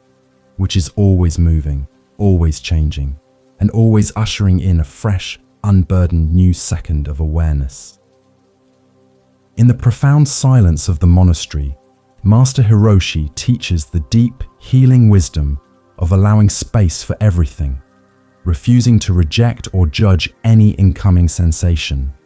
whether pleasant or intensely painful. If a powerful, intrusive thought of regret arises, we simply open a quiet, internal space for it, watching it without condemnation. If a wave of pure, unadulterated pleasure touches the mind, we observe it without the anxious, automatic attempt to grasp and retain it permanently. This radical, spacious openness to what is prevents the mind from dividing the stream of experience into the rigid categories of good and bad, which are the very categories that intensely fuel our deep, chronic dissatisfaction, thereby neutralizing the sharp, damaging sting of dukkha and gently transforming the pain of the first arrow into a simple, neutral sensation that is observed and then immediately released. Allow the soothing, calming realization to settle deeply into your consciousness that the profound need to intensely control the flow of life, the very control we seek in order to manufacture the illusion of stability and banish all discomfort, is itself the absolute greatest obstacle to achieving genuine, unforced peace and deep, restful sleep. When we finally drop the heavy, tiring armor of control, allowing ourselves to be fully subject to the profound, natural mystery of the world and the deep, silent wisdom of the body, the immediate, anxious striving ceases, and a profound, palpable sense of relief washes entirely over the nervous system, granting permission for the deep, restorative processes of the body to finally begin their vital work unimpeded, ushering in the gentle, predictable process of physical and mental dissolution. Required for profound rest. By practicing this profound, gentle acceptance moment after fleeting moment, we subtly and powerfully dismantle the fundamental architecture of dukkha, which relies entirely upon the constant friction between expectation and reality. When the expectation that life must be comfortable, stable, or predictable is consciously dropped, the suffering instantly evaporates, leaving behind only the simple, neutral experience of the present, which is always inherently manageable in its discrete, fleeting seconds. This quiet, powerful liberation from the exhausting demand for perfection or stability allows the mind to finally come to a natural, supportive resting point, no longer driven relentlessly by the anxious search for something better or the frantic flight from something uncomfortable, resting instead in the profound, healing completeness of the here and the now. The path toward deep, unburdened rest now requires us to gently turn our insightful attention toward the final, most subtle layer of clinging, the profound attachment to the fixed, stable idea of the self that is attempting to rest, the I that feels discomfort, and the me that is demanding peace. It is the persistent, tenacious belief in this fixed, independent entity that gives rise to the deep fear of annihilation and loss that relentlessly underlies both our attachment to impermanence and our experience of dissatisfaction. We prepare now to enter the spacious, profound territory of the third mark of existence, anatta, or non-self, where we observe the illusory, aggregated nature of our identity,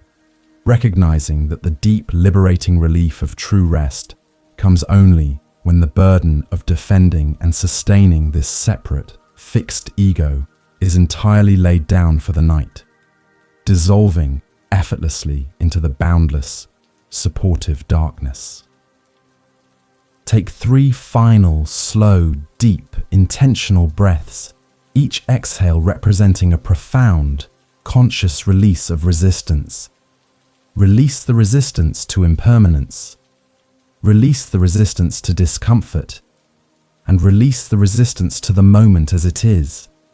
allowing the calming, supportive weight of acceptance to fully embrace your entire being.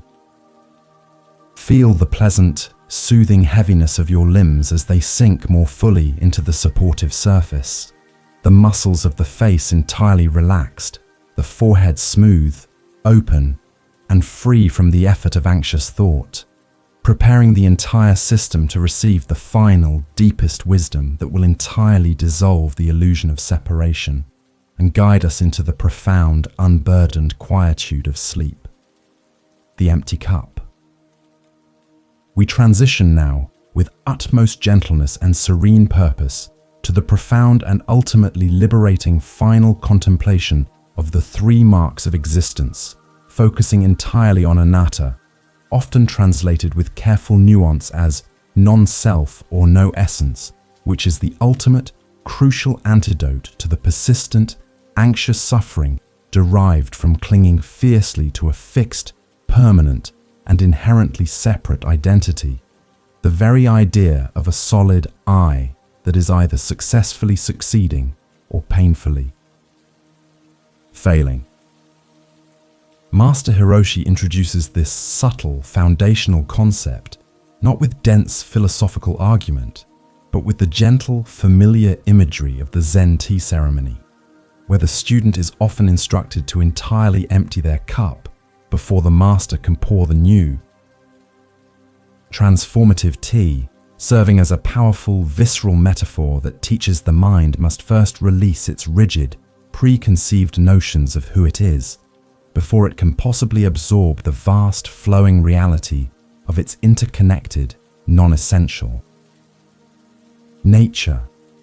Consider the immense, tiring labor involved in relentlessly maintaining the rigid, fixed illusion of a permanent personal identity, the constant, exhausting mental effort required to defend one's beliefs,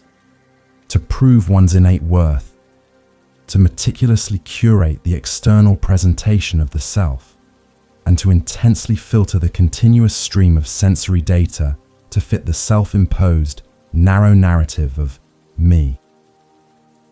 The bui. This relentless, tiring work is the hidden core source of much of our daytime anxiety and our nighttime restlessness, as the ego cannot truly rest while it perceives itself to be relentlessly under existential threat, perpetually fearing the inevitable dissolution of its carefully constructed, limited boundaries. We invite the deeply calming possibility now that the essence of who you truly are is not a rigid, small, anxious statue that requires continuous defensive maintenance, but rather a boundless, flowing ocean that requires only the complete release of the effort to be contained and defined. The Master then guides our attention to the simple, profound paradox that everything we typically define as I, our specific fleeting thoughts, our intense, transient emotions, our ever-changing physical body, our accumulated memories, and our various social roles are all entirely composed of impermanent, aggregate parts, flowing processes that are constantly arising, changing, and then inevitably passing away, entirely devoid of any fixed, substantial, or independent nucleus. The ancient texts refer to these temporary bundles of changing experience as the skandhas, or the 5 aggregates of clinging, form, feeling, perception, mental formations, and consciousness, and the deep, liberating insight arises when we recognize that not a single one of these aggregated parts, when isolated and thoroughly examined, can convincingly be identified as the single, stable, eternal self we anxiously cling to.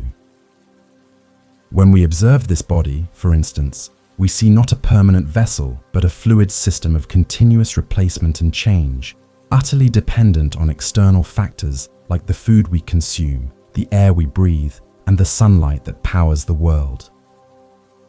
The physical body that rested down to sleep a mere few hours ago is already subtly, biologically different from the body that rests now, and the body that wakes will be different yet again, demonstrating the undeniable, immediate fact that the physical form is not a solid, fixed possession, but a dynamic, ever-changing process defined entirely by interdependence and continuous flow. Feel the profound soothing relief in your muscles as you allow your sense of self to gently expand beyond the tight, defined boundaries of your skin, dissolving into the warm surrounding space of the bedroom, releasing the burden of being a separated, solid entity. The essential, liberating truth of anatta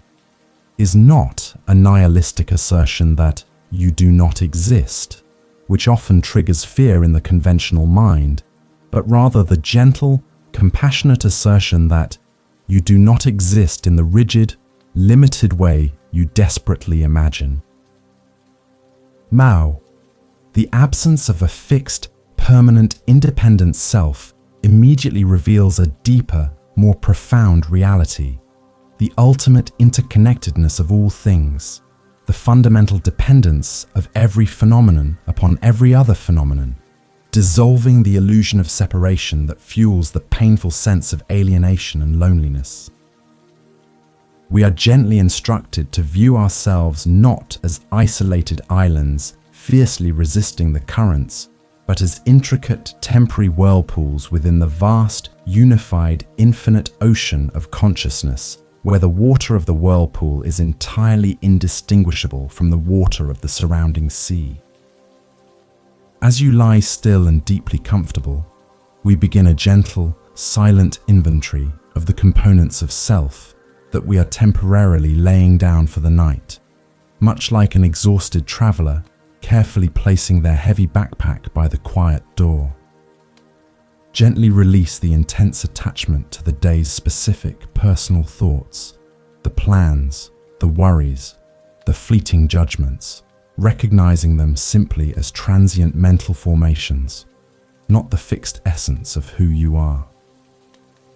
Release the immediate, demanding attachment to your transient emotional state, whether it is residual peace or slight anxiety, seeing them as temporary clouds passing effortlessly across the wide, open sky of your boundless awareness. You are not the thoughts, you are not the feelings, but the vast, silent, receptive space in which they momentarily arise and then immediately dissolve, leaving you entirely untouched and profoundly whole. Master Hiroshi often advises that the single most effective, profound way to practice anatta is through the simple, radical surrender of authorship over your immediate internal experience, the act of recognizing that your thoughts think themselves, your breath breathes itself, and your heart beats entirely independent of any conscious, strenuous effort from the supposed I.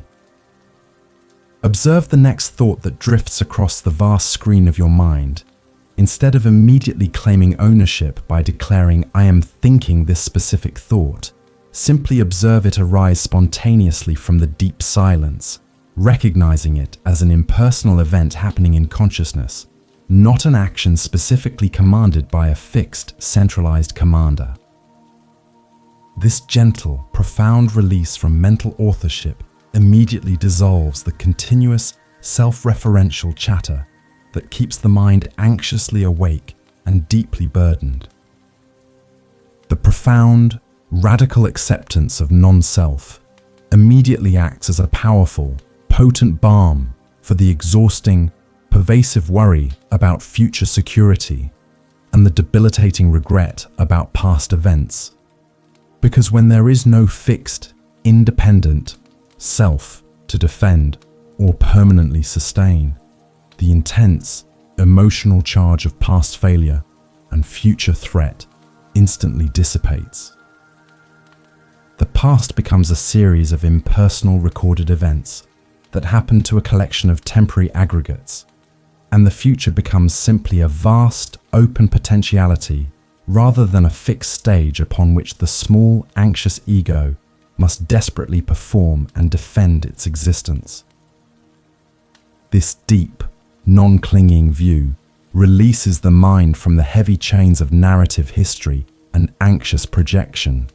entirely freeing the awareness to rest completely in the peaceful, supportive quiet of the unbounded present moment.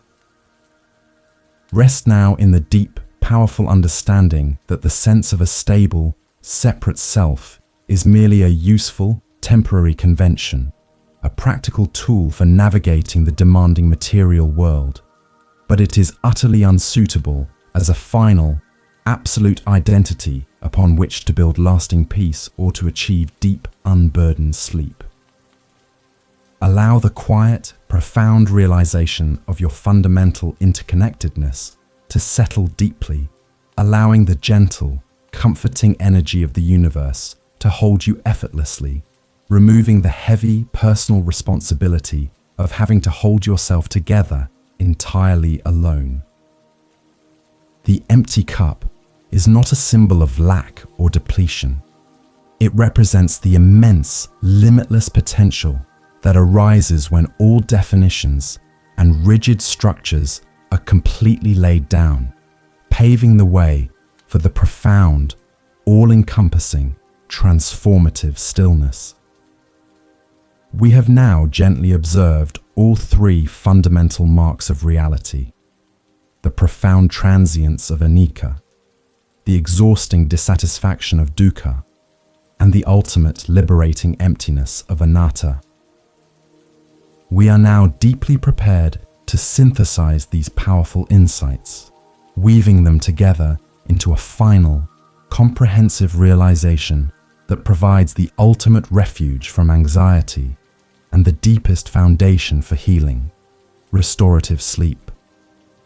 Allow the entire being to surrender fully to the silent, supportive darkness, ready to dissolve the final, tenacious vestiges of separation and fixed identity in the next step toward profound, unburdened quietude.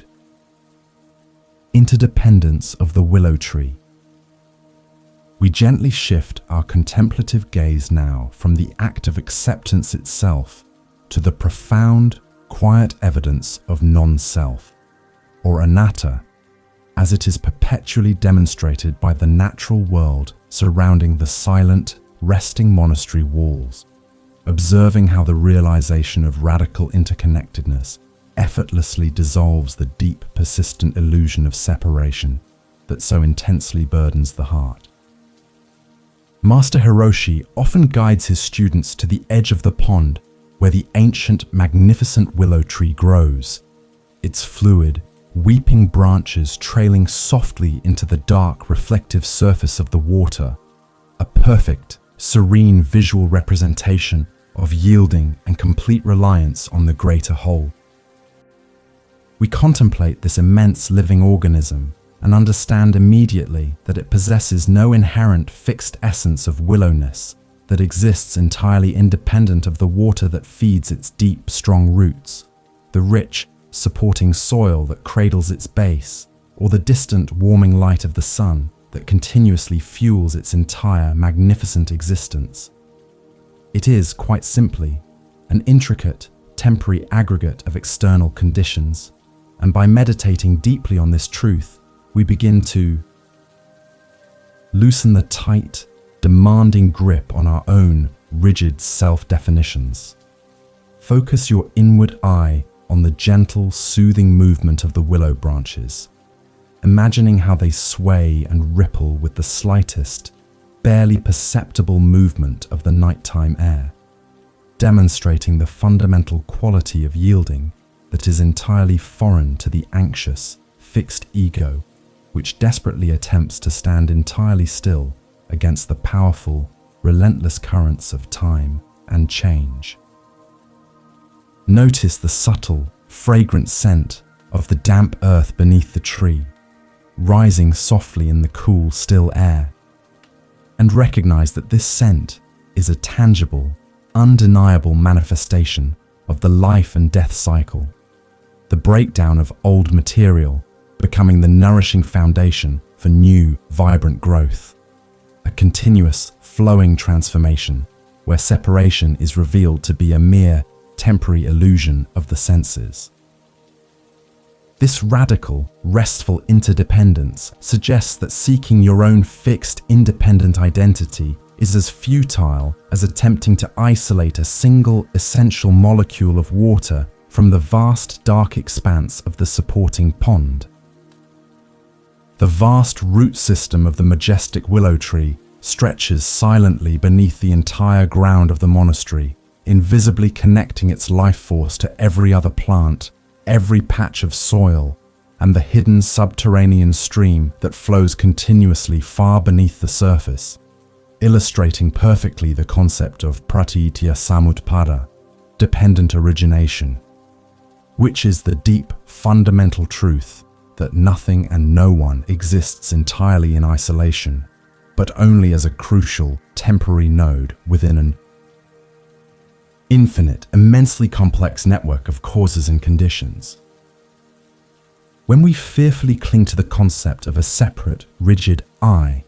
we are essentially denying the millions of silent contributing factors: our parents, our teachers, the weather,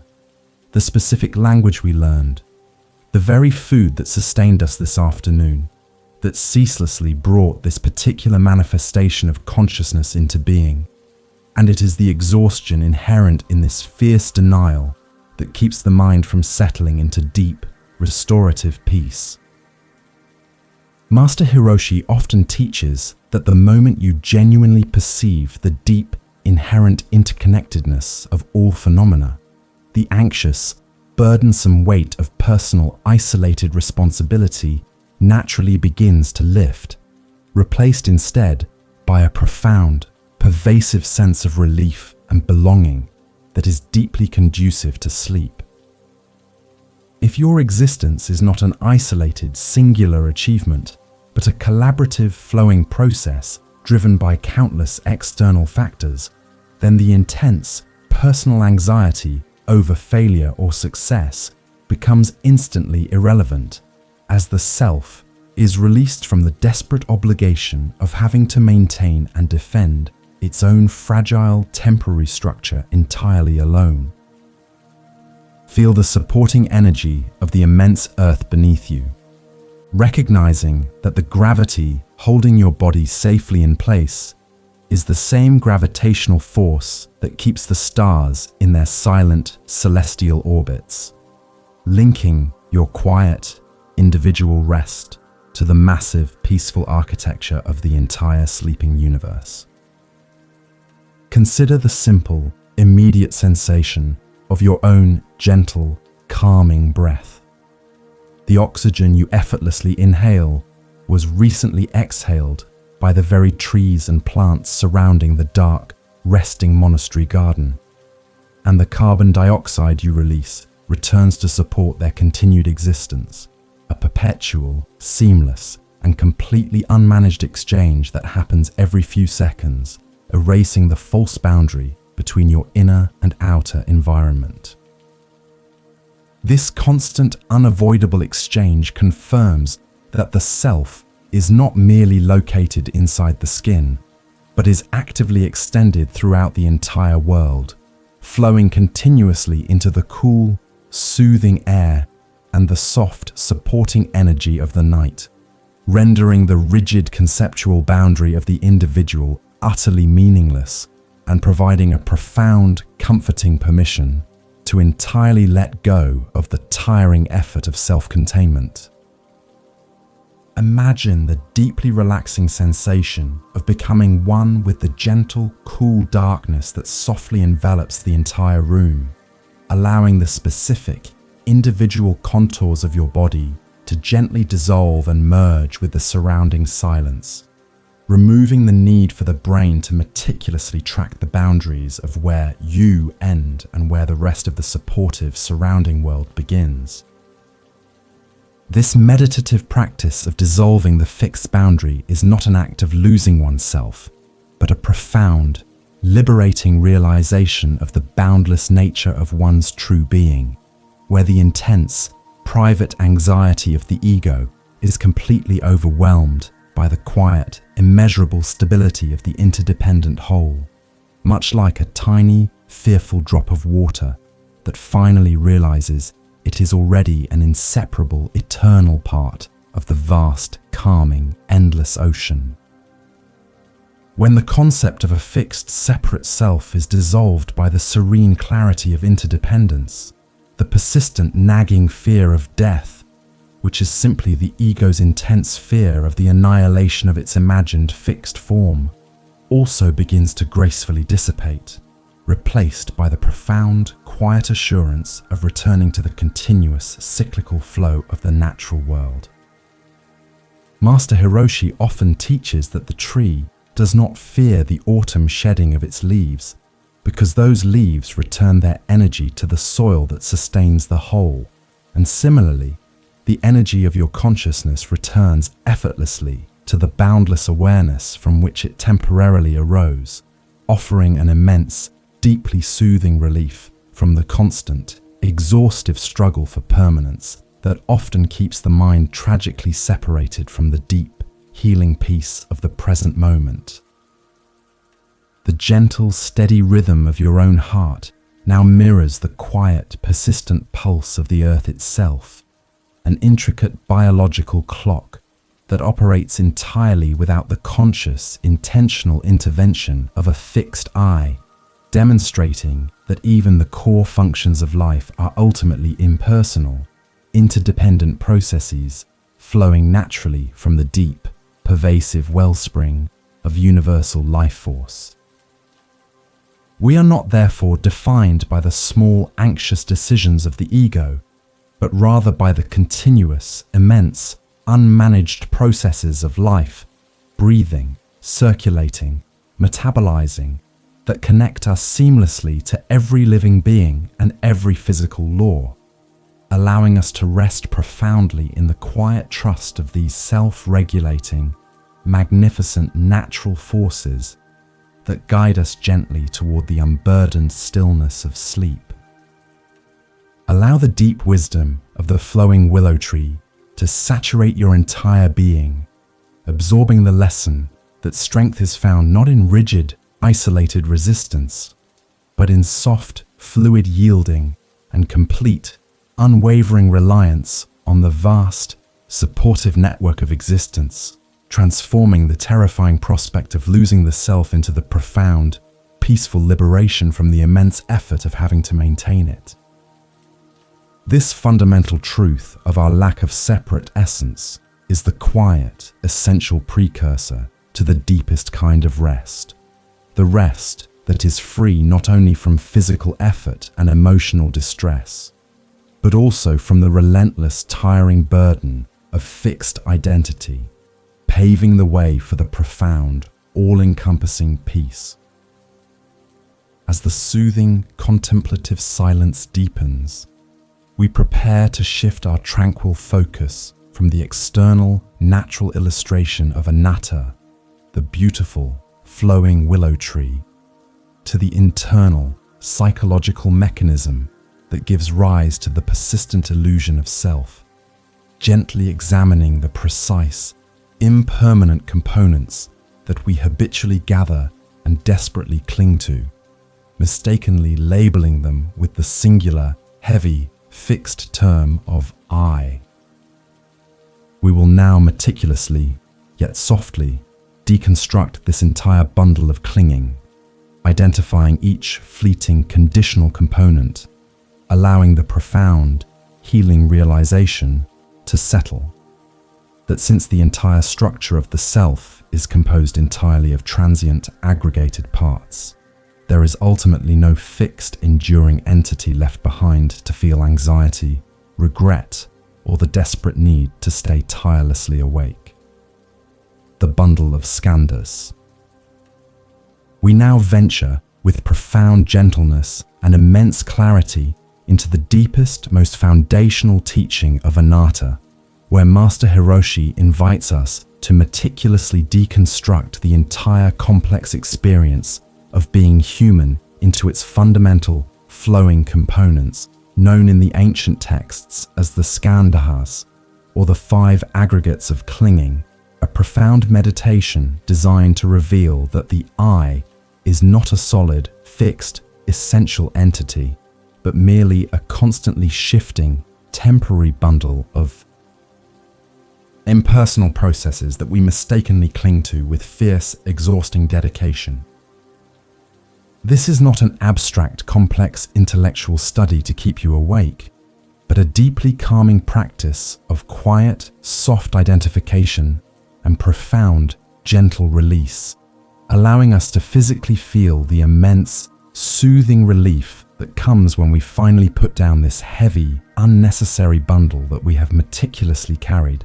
throughout the exhausting demands of the day, preparing the mind for its final, deep surrender to the boundless, supportive quietude of sleep. The first of the 5 aggregates is rupa, or form, which encompasses the entire physical body and the immediate material world it inhabits. And we gently observe this specific physical form not as a permanent fixed possession, but simply as an intricate temporary collection of elements, a soft, warm mass of bone, tissue, fluid and air that is entirely subject to the continuous, relentless flow of impermanence, anicca.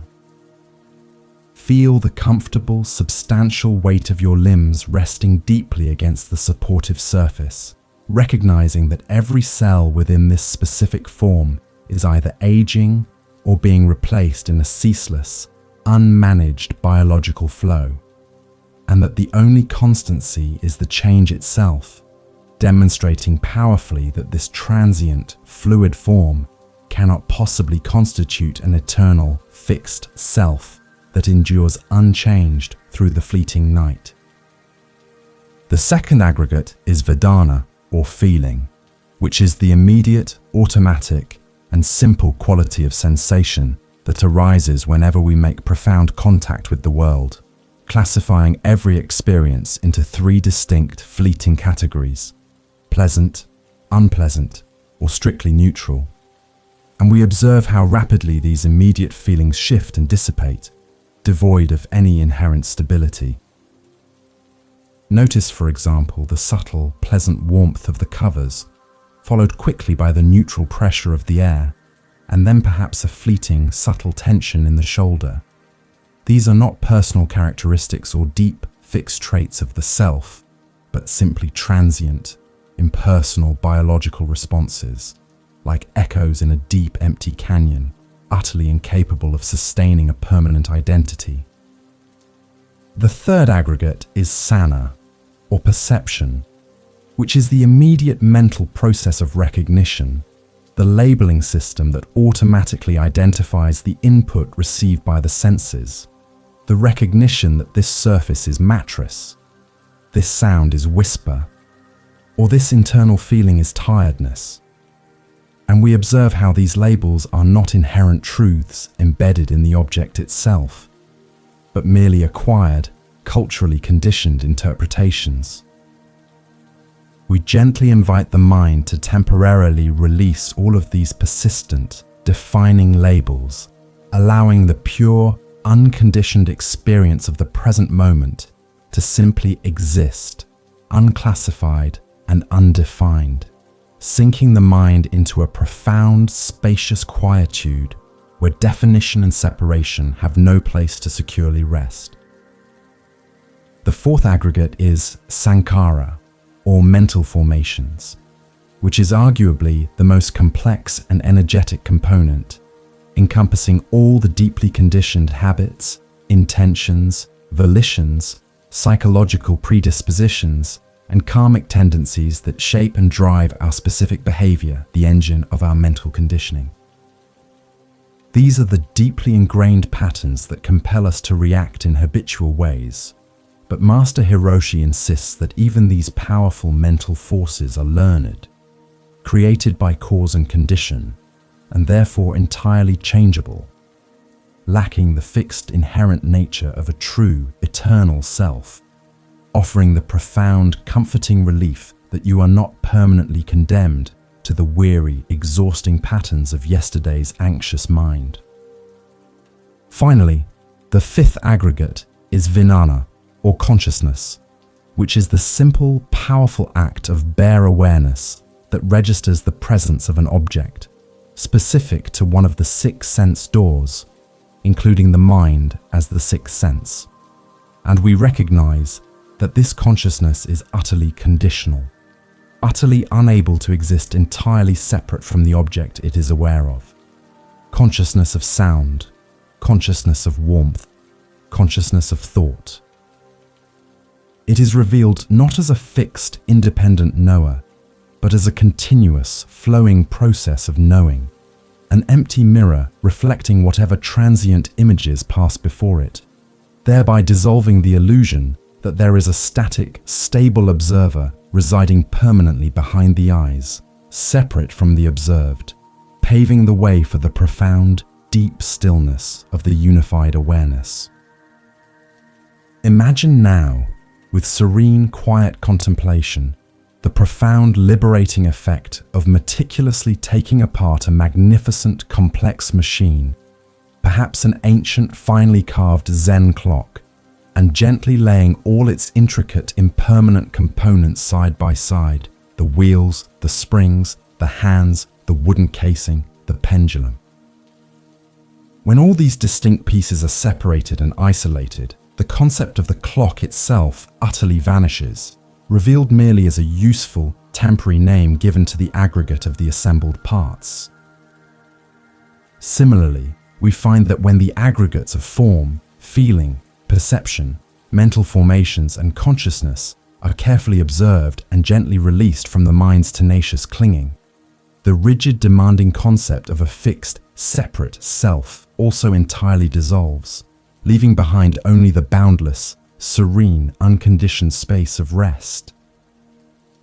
This profound, peaceful deconstruction immediately liberates the mind from the heavy, exhausting effort of having to fiercely sustain a solid, separate identity throughout the long, dark night, releasing the internal pressure to constantly monitor,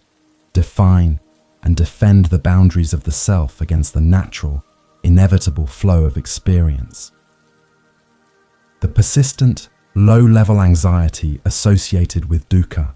the intense suffering that arises from desperately attempting to hold together something inherently unstable, simply evaporates when the mind genuinely realizes there is no fixed self left to defend or fear losing, ushering in a deep, deeply satisfying relaxation that penetrates every single layer of your being, from the dense physical form to the most subtle, quiet currents of consciousness. Allow the gentle, soothing darkness now to act as the ultimate solvent, dissolving the final, faint distinctions between the physical body, rupa, and the surrounding space, releasing the subtle, lingering emotional reactions, vedana, to the day's events, ceasing the mental function of labeling and classifying, sana, calming the deep, restless drive of unconscious habits, sankhara, and allowing your specific awareness, vijnana, to merge softly with the silent, expansive field of pure, unconditioned potential. This deep, non-clinging rest is the ultimate, profound achievement of the path, providing a deep, healing sanctuary where the three marks of existence, impermanence, dissatisfaction, and non-self are fully understood, embraced, and entirely transcended. We rest now in the profound, quiet realization that this body is not me, these thoughts are not mine, and the entire experience is an impersonal, flowing manifestation of dependent origination, releasing the final deep vestiges of personal ownership over the entire process of existence, and allowing the magnificent, boundless power of universal consciousness to gently cradle us completely. This essential release from the bundle of clinging prepares us perfectly for the next gentle step in our journey, where we will examine the nature of action and stillness without the agent, the profound realization that the work of life and rest happens entirely by itself, unmanaged by the anxious, striving ego, leading us ever deeper into the heart of unburdened, healing sleep. Who holds the brush? We transition now from the quiet, intellectual analysis of the skandhas to a profound, immediate practice of embodied non-self, gently following Master Hiroshi into the hushed, deeply meditative space of the Shodo Hall, where the disciplined art of Japanese calligraphy serves as a powerful, elegant illustration that even the most intentional, focused action can be performed entirely without the heavy, insistent presence of the struggling, defining ego. The air in this room is cool and dry, subtly fragrant with the earthy, sharp scent of freshly prepared ink, sumi, a deep, comforting aroma that itself seems to carry the gravity and dedication of centuries of disciplined practice, immediately inviting the mind to quiet its relentless internal chatter and surrender completely to the silent, singular demands of the present, unburdened moment.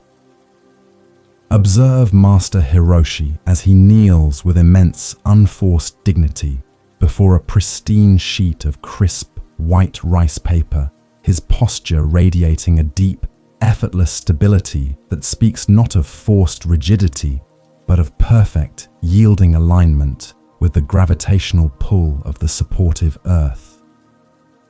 The master performs the meticulous preparation ritual with an unhurried, almost glacial pace that perfectly models the unmanaged, self-sufficient rhythm of the deepest, most restorative sleep.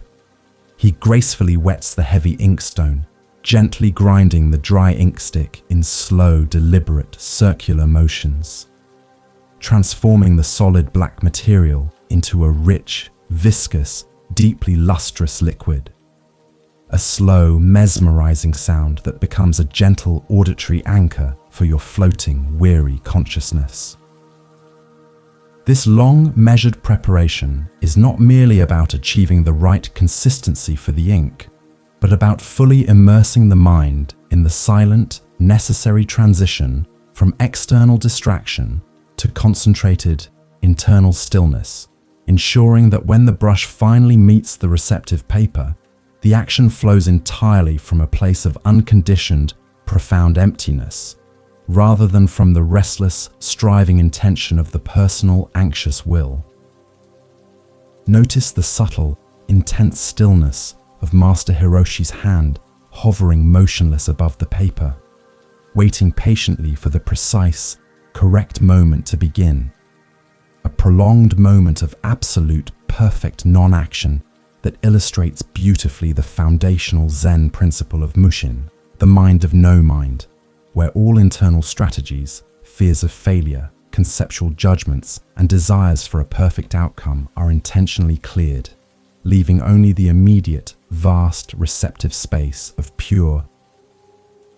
awareness. The act of holding the massive, heavy brush feels entirely impersonal, simply an extension of the gravitational pull, demonstrating that the hand itself is not driven by a singular willful agent, but is merely the conduit through which the universe expresses its temporary, spontaneous energy, offering the profound, soothing relief of releasing personal, intentional control. The philosophy gently guides us to recognize that true, effortless mastery is only achieved when the conventional sense of self as the intentional, striving agent completely dissolves, allowing the spontaneous wisdom accumulated through years of dedicated, quiet practice to flow entirely unimpeded, unmanaged by the anxious, intervening ego. We practice letting go of the exhausting, persistent internal question, "Am I doing this correctly?" and replace it instead with the quiet, receptive acceptance of, "The action is simply happening," realizing that just as the rain falls effortlessly from the supportive sky, and the tide naturally rises and recedes without explicit conscious command, our most skillful actions arise naturally from the deep, vast, unconditioned reservoir of being, an effortless flow entirely conducive to deep, restful surrender. Then, in a fleeting, breathtaking motion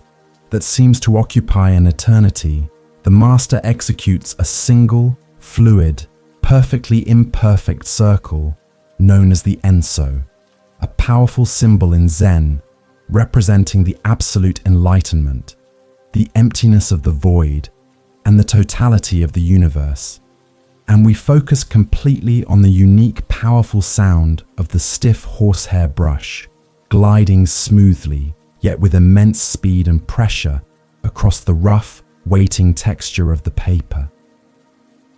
There is a magnificent, quiet beauty in the visible imperfection of the circle, where the line does not quite close, leaving a small, intentional, open gap, symbolizing the profound understanding that absolute perfection is found only in the embrace of radical, natural incompleteness, demonstrating that the greatest acts of creation are always transient, conditional, and ultimately delightfully free of fixed permanence.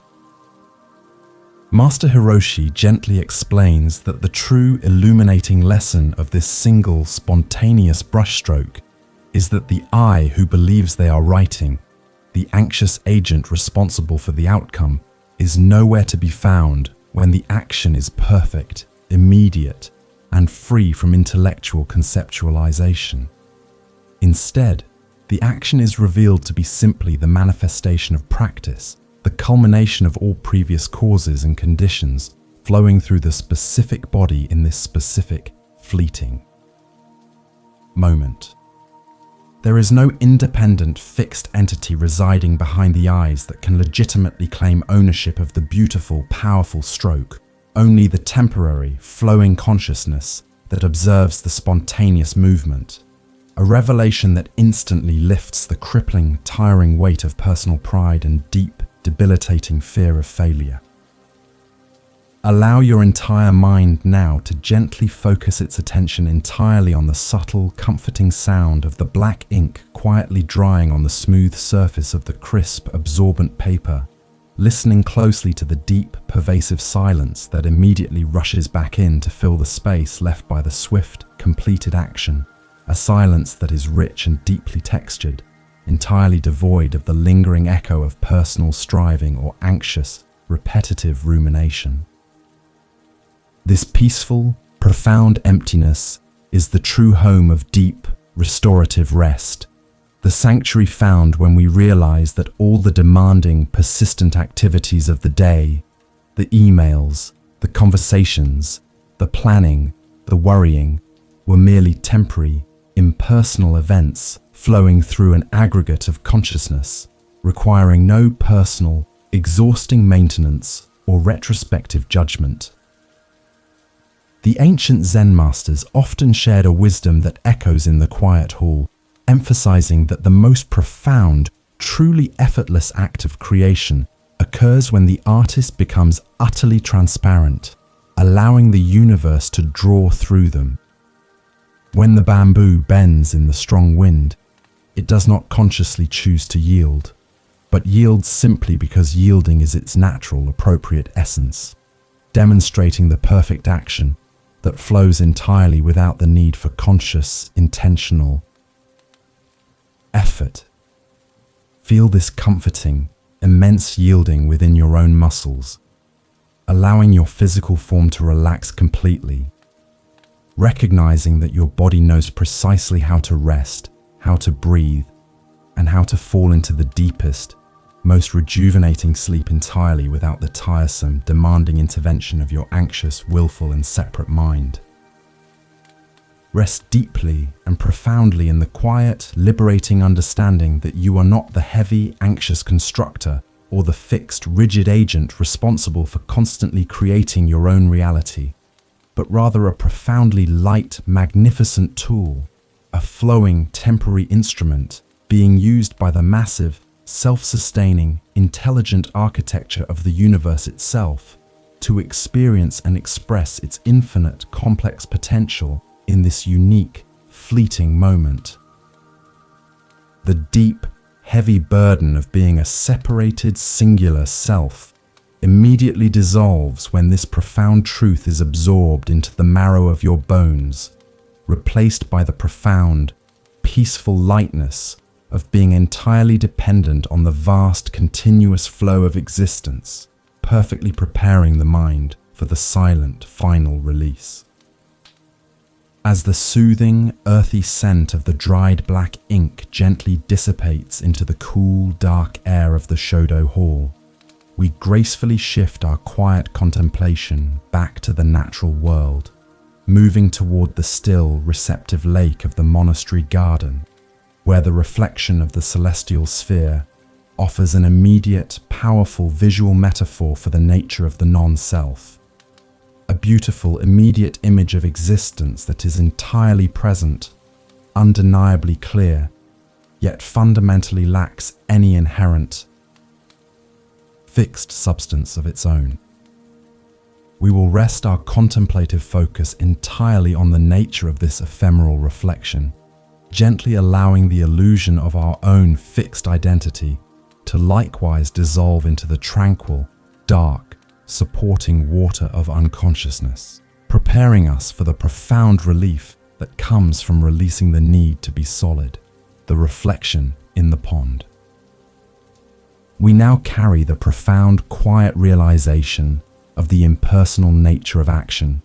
from the silent Shodo hall to the expansive, dark stillness of the monastery pond,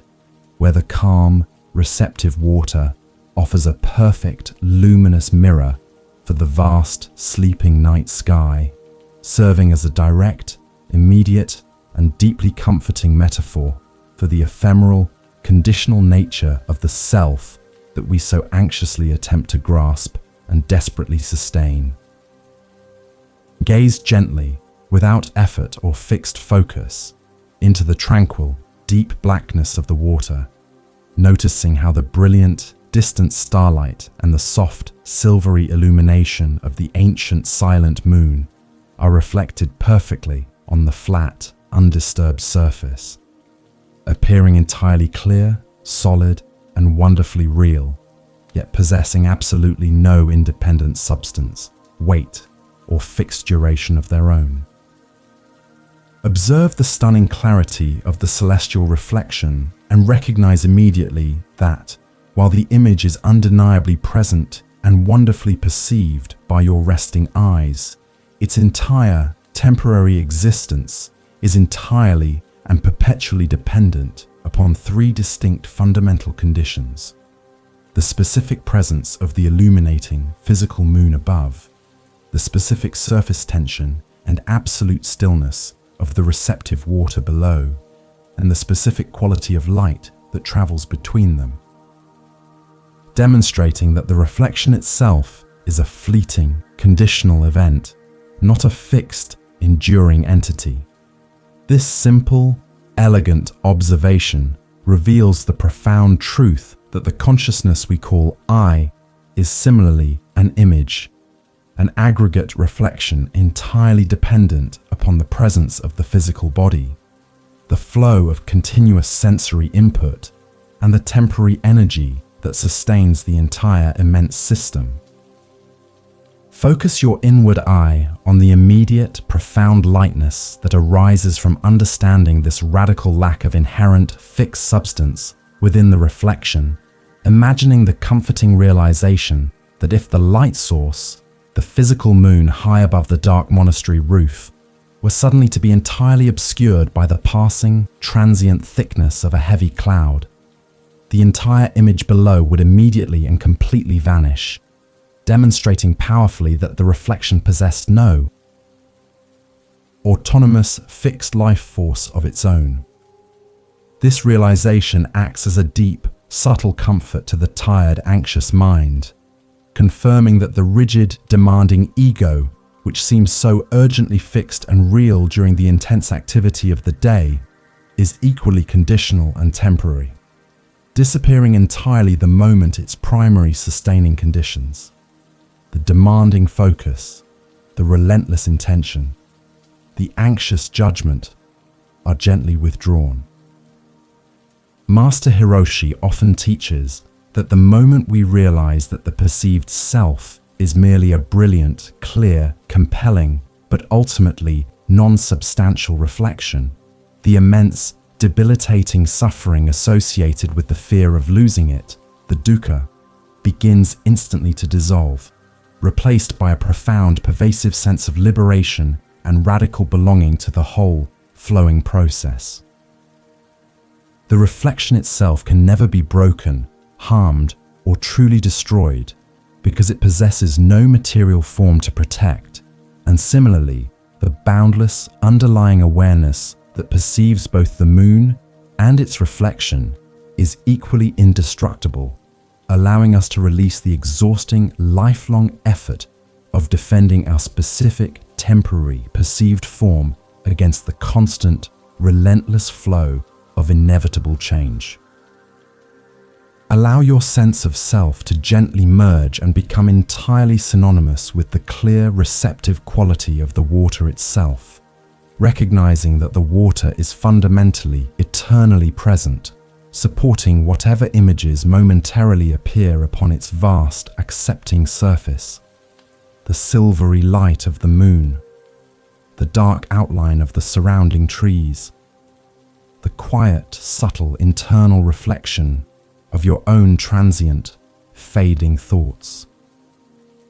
The water does not cling desperately to the light of the moon, nor does it tragically lament its passing, but remains perfectly, equanimously still, perpetually ready to reflect whatever arises next. A powerful, gentle model for the boundless, non-clinging consciousness that effortlessly allows all thoughts, emotions, and sensations to arise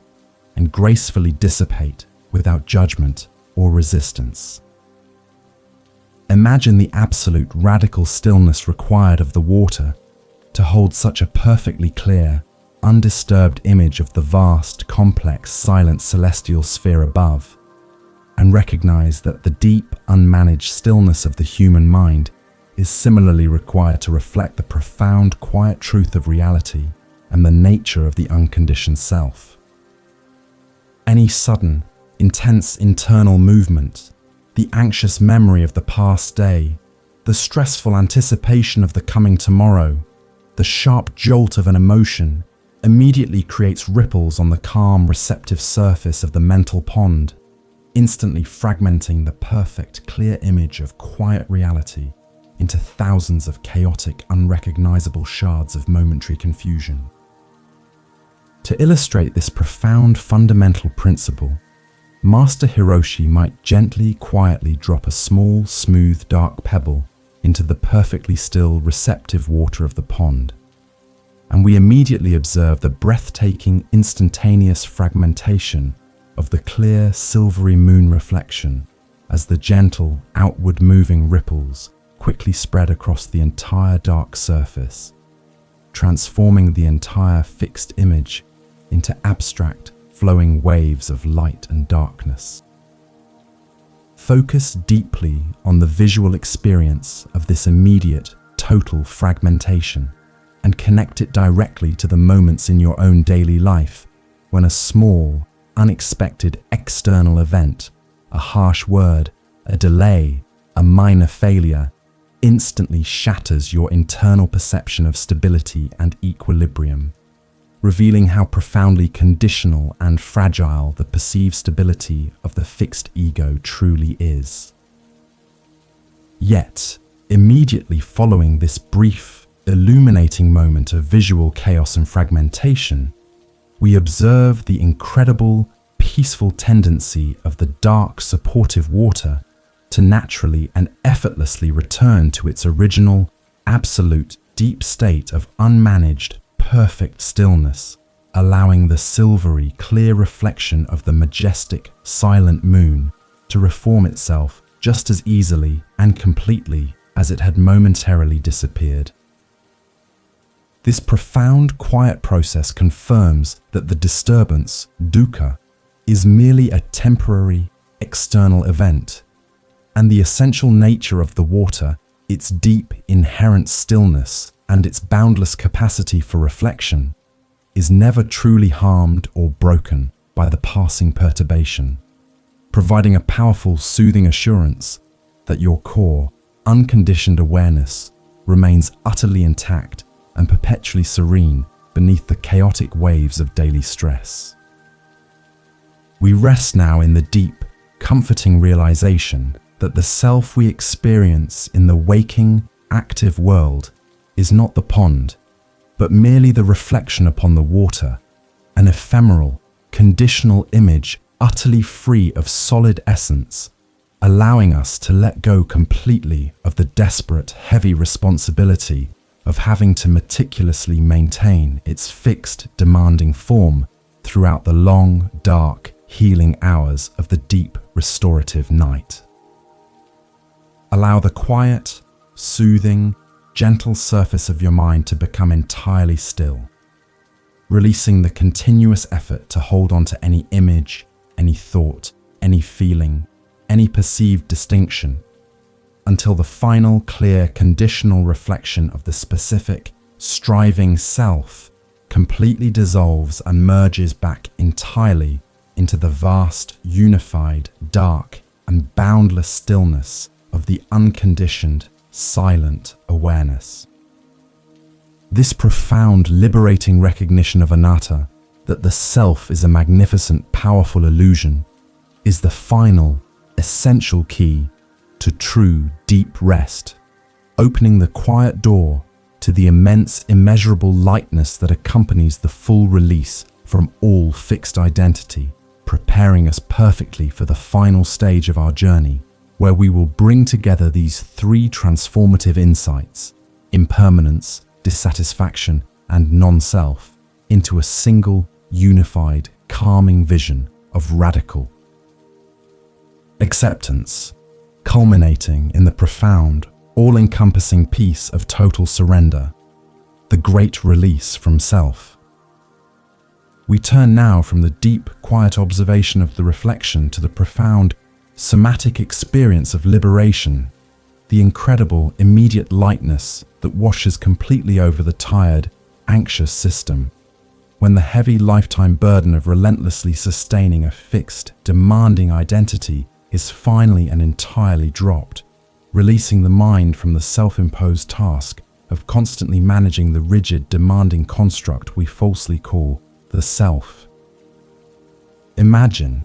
that every worry, every past defense, every future anticipation, and every exhausting, repetitive internal monologue was merely a rope tied to a massive, rough stone that you have been carrying faithfully and diligently on your hunched, weary back, day in and day out, across countless terrains of demanding experience, relentlessly fighting against the natural, gravitational pull toward rest.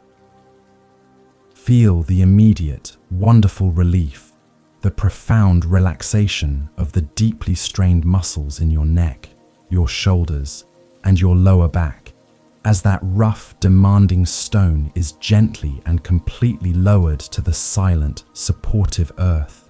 dissolving instantly into the vast, pervasive darkness of the night. The subtle, pervasive exhaustion that grips the core of the anxious, striving mind is not truly caused by the external activities of the demanding day, but rather by the relentless, hidden, internal effort required to keep the separate, temporary I feeling solid, consistent, and constantly important, an exhausting, internal posture of permanent defense against the inevitable, relentless flow of natural change. This fixed maintenance requires the continuous, tiring monitoring of past memories, the constant editing of present perceptions, and the insistent, anxious projection of future outcomes, creating an immense, perpetual psychic tension, a subtle underlying buzz of resistance that prevents the mind from ever fully surrendering to the necessary absolute stillness of deep, restorative, unmanaged sleep. We find now the deep, quiet truth that the most challenging, demanding task of the entire human experience is simply trying to be someone specific, rather than allowing ourselves to be the boundless, open, vast, flowing awareness that we fundamentally and eternally are. Master Hiroshi gently reminds us that this magnificent, pervasive sense of liberation, this deep, profound relief, is not something that can be achieved through strenuous, forced effort or rigorous, complex meditation techniques, but is instead something that is immediately and beautifully revealed the very moment the persistent, exhausting effort to achieve or become something stops entirely. The precise instant the striving, controlling ego finally sets down its relentless tools and allows the universe to take over the effortless, quiet management of its own magnificent flow. The key is simply to cease the continuous, active definition of the self, to stop urgently insisting on rigid labels, descriptions, and past histories, allowing the immense space created by this cessation of effort to immediately fill with the profound, soothing, unconditioned peace that is always already present beneath the surface chaos of personal, insistent identification. Notice closely the profound, subtle change in the physical sensation of your body now as you deliberately release the need to hold on to any specific, fixed image of yourself. The subtle, dull tension that often resides quietly behind your eyes and across your brow bone seems to magically dissipate. The unconscious clenching of your jaw completely relaxes, and you feel the weight of your entire physical form settle much deeper into the soft, supportive surface beneath you, a profound yielding to. The steady, comforting law of gravity that is the physical manifestation of non-attachment. This feeling is the deep, cellular echo of liberation, the immediate soothing release from the heavy internal armor that the ego constructed desperately to protect its conditional, fragile existence. And as this armor dissolves, a profound, gentle warmth of vulnerability and openness spreads gracefully throughout your entire resting being. The continuous, tiring need to be definitively good, or tragically bad, or intensely successful, or permanently failing, or rigidly stable, or dramatically emotional, creates an immense, unnecessary, and debilitating internal resistance, because all these fixed, striving concepts violently clash with the fundamental reality of impermanence, which is always insistently demanding that we change, flow, and dissipate according to the natural, universal rhythm. When we fully accept the liberating, profound truth that there is no fixed, permanent self to maintain, defend, or meticulously define, the intense, draining energy previously dedicated to this exhausting conflict is instantly liberated, flooding the resting system with a deep, pervasive, powerful calm that allows the natural, necessary processes of healing, restoration, and deep, unmanaged sleep to take over completely without interference. Listen closely to the gentle, rhythmic sound of the nocturnal air moving softly through the tall, sleeping pine trees that border the quiet monastery grounds, noticing how this calming, consistent sound does not possess any defined, fixed beginning or definite, sharp ending, but is simply a seamless, continuous flow of gentle movement, perfectly mirroring the true, unbound nature of your own consciousness when it is released from the artificial, confining boundaries of personal, fixed identification. In this quiet, pervasive stillness, there is no need to urgently perform, no urgent need to achieve anything further, no urgent need to compare or judge the self against an impossible external standard. Only the peaceful, profound relaxation of returning completely to the seamless, supportive flow of existence itself. Allow yourself the immense, beautiful freedom of entirely not needing to hold on to the specific, detailed story of the self you were today, gently releasing the persistent memories of all the things you thought, all the complicated words you spoke, all the small temporary successes you achieved, and all the small temporary failures you experienced, recognizing that all those events were merely transient, impersonal energy flowing through the temporary, conditioned aggregate that is now. Settling deeply into the silence, there is a deep, profound relief in not needing to explain, justify, or fiercely defend the narratives of the past, allowing the present moment to be completely, profoundly empty of historical, defining weight. An ancient Zen saying whispers quietly in the deepest recesses of the night, echoing the essential, liberating truth of anatta. When the traveler realizes there is no place to stand, the traveler finds perfect rest everywhere, emphasizing that the profound, unending exhaustion is caused by the relentless, futile search for a fixed, enduring, safe harbor for the isolated self. We stop now the tiring search for permanence, allowing ourselves to drift and dissolve completely into the boundless, supportive space of the present, realizing that this vast, unconditioned awareness itself is the only true, non-negotiable harbor that can never be lost, damaged, or finally taken away. Feel the supportive gravity now pulling every muscle, every bone, and every deeply resting organ into a profound, heavy alignment with the supportive, dark core of the deep, sleeping earth, accepting the absolute perfection of this immense physical surrender, a surrender that perfectly mirrors the mind's essential, final release from the persistent, tiring effort of fixed identity. Let go completely of the anxious, persistent need to remain conscious. Let go of the need to process the day's events and allow the quiet, innate wisdom of the physical body,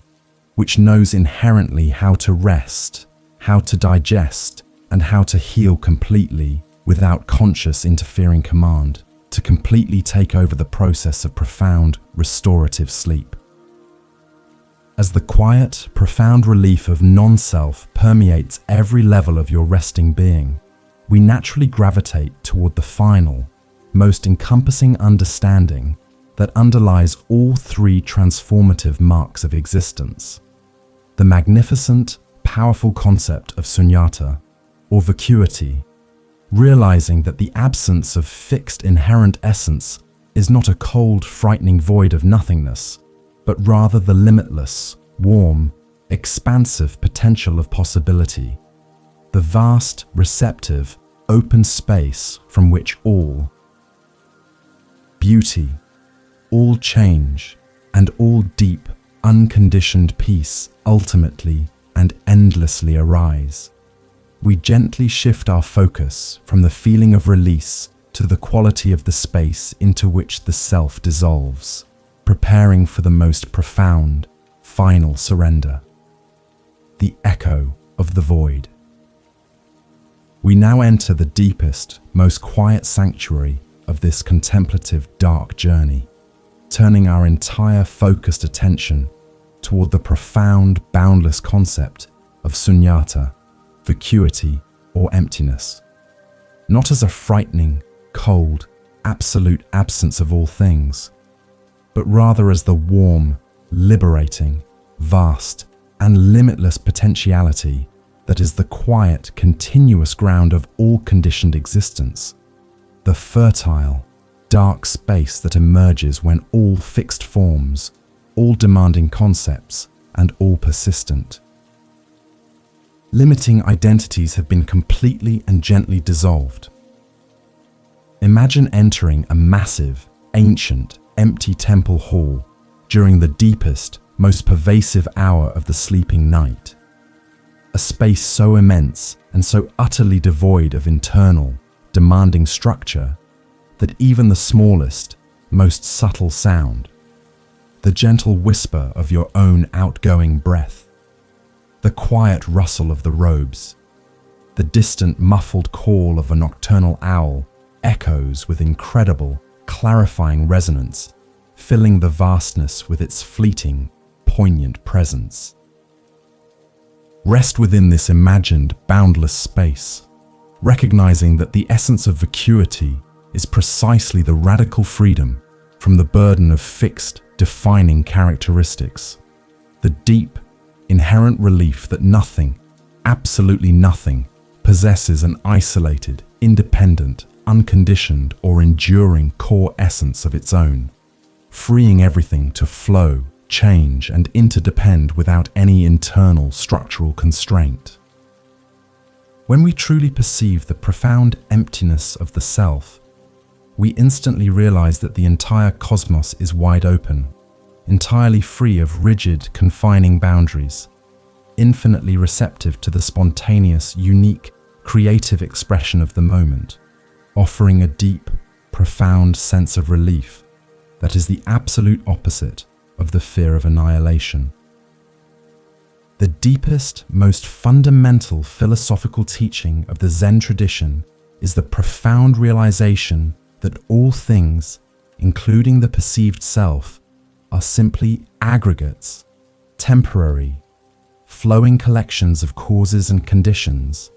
which means that everything is fundamentally interbeing, deeply and irrevocably connected to everything else in the intricate, vast tapestry of continuous flowing existence, lacking only the fixed, isolated essence that the anxious ego desperately demands. Feel the comforting, powerful reality of this immediate, profound interconnectedness, recognizing that the air you gently breathe out supports the distant life of the surrounding trees,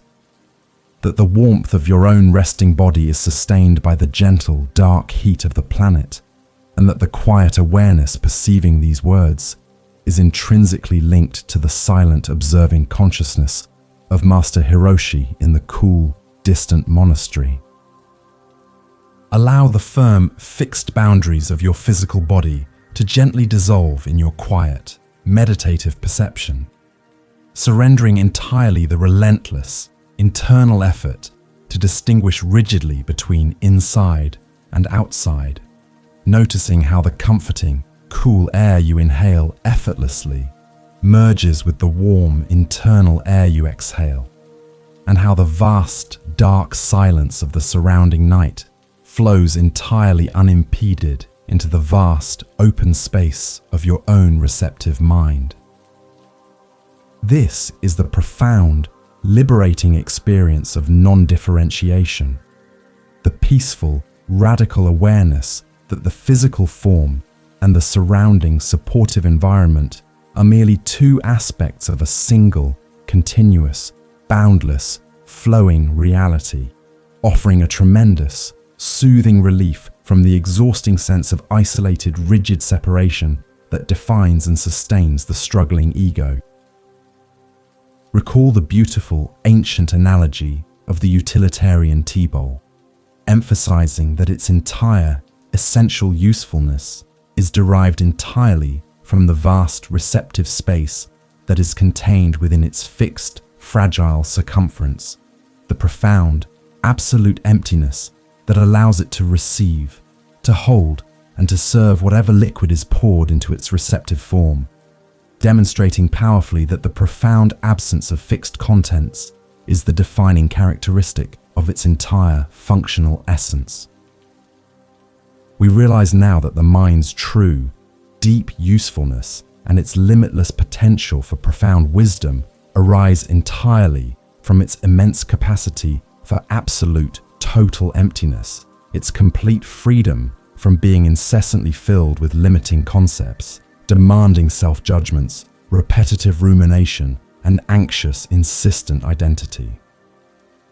There may be a brief, subtle moment of deep apprehension or quiet fear as the accustomed, persistent structures of the fixed self seem to completely dissolve into this boundless, open, immeasurable space, a natural, temporary resistance to the cessation of all familiar control.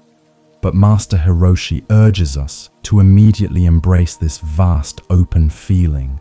realizing that this profound internal resistance is merely the last, final echo of the rigid, striving ego, desperately afraid of its own.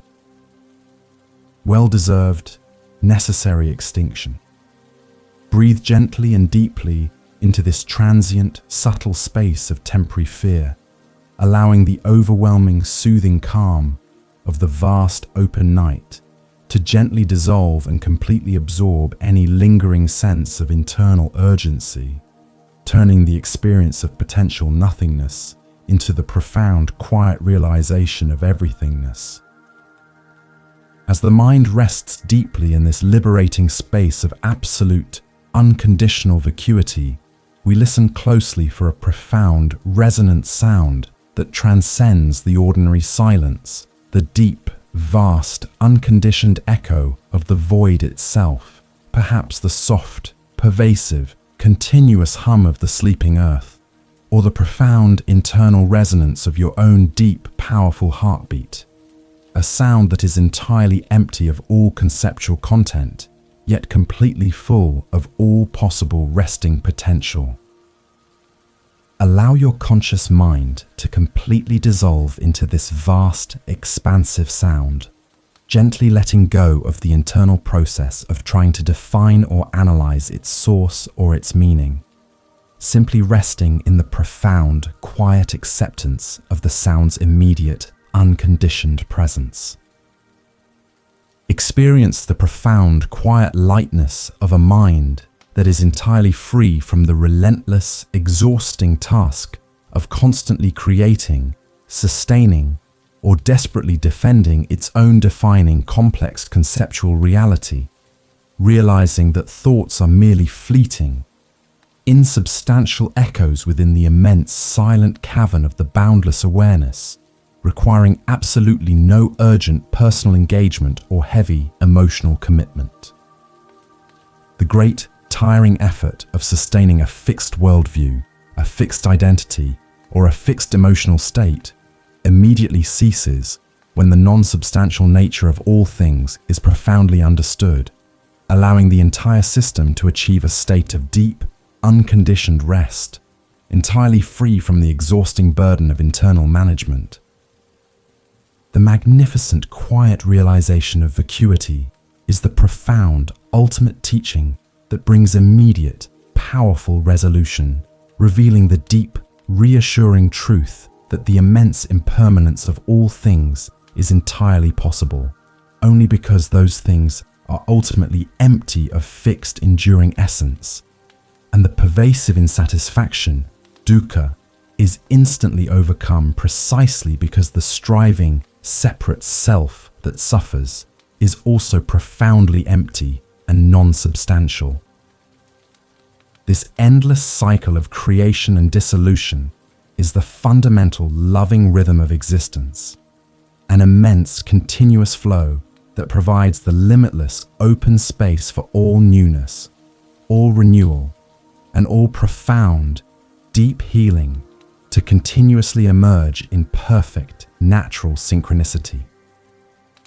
We now gather all these transformative insights, the acceptance of flowing impermanence, the release from clinging insatisfaction, and the liberation of the non-self, and gently harmonize them into a single, profound, quiet vision of total, absolute surrender,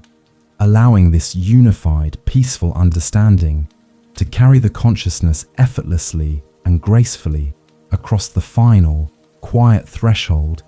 into the restorative, deep silence of unmanaged, dreamless sleep, knowing that there is nothing left to hold on to and nothing further left to accomplish in the dark, open space of this magnificent, boundless night. The three marks harmonized. We now gather all the delicate, profound threads of our tranquil, contemplative journey, weaving them gently together into the magnificent, unified tapestry of insight known as the harmonization of the three marks of existence, realizing that impermanence, insatisfaction, and non-self are not separate, isolated principles, but three intrinsically and powerfully connected facets of the single, overarching, liberating truth of reality, forming a complete, supportive circular understanding that illuminates the fundamental path to profound, unconditioned peace. Master Hiroshi often teaches that understanding one mark inevitably opens the door to the realization of the others, much like observing the vast, endless flow of a great river naturally leads one to release the futility of trying to grasp a single droplet, thus bringing an immediate, profound end to the exhausting internal struggle of striving against the natural, inevitable momentum of the universe. Feel this harmony now as a deep, cohesive rhythm settling quietly within your resting awareness.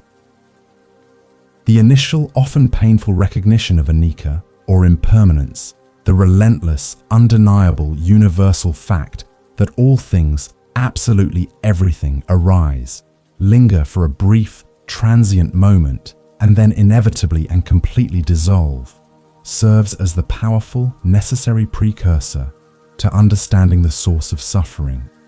gently illuminating the precise mechanism by which the mind traps itself in a cycle of exhausting disappointment.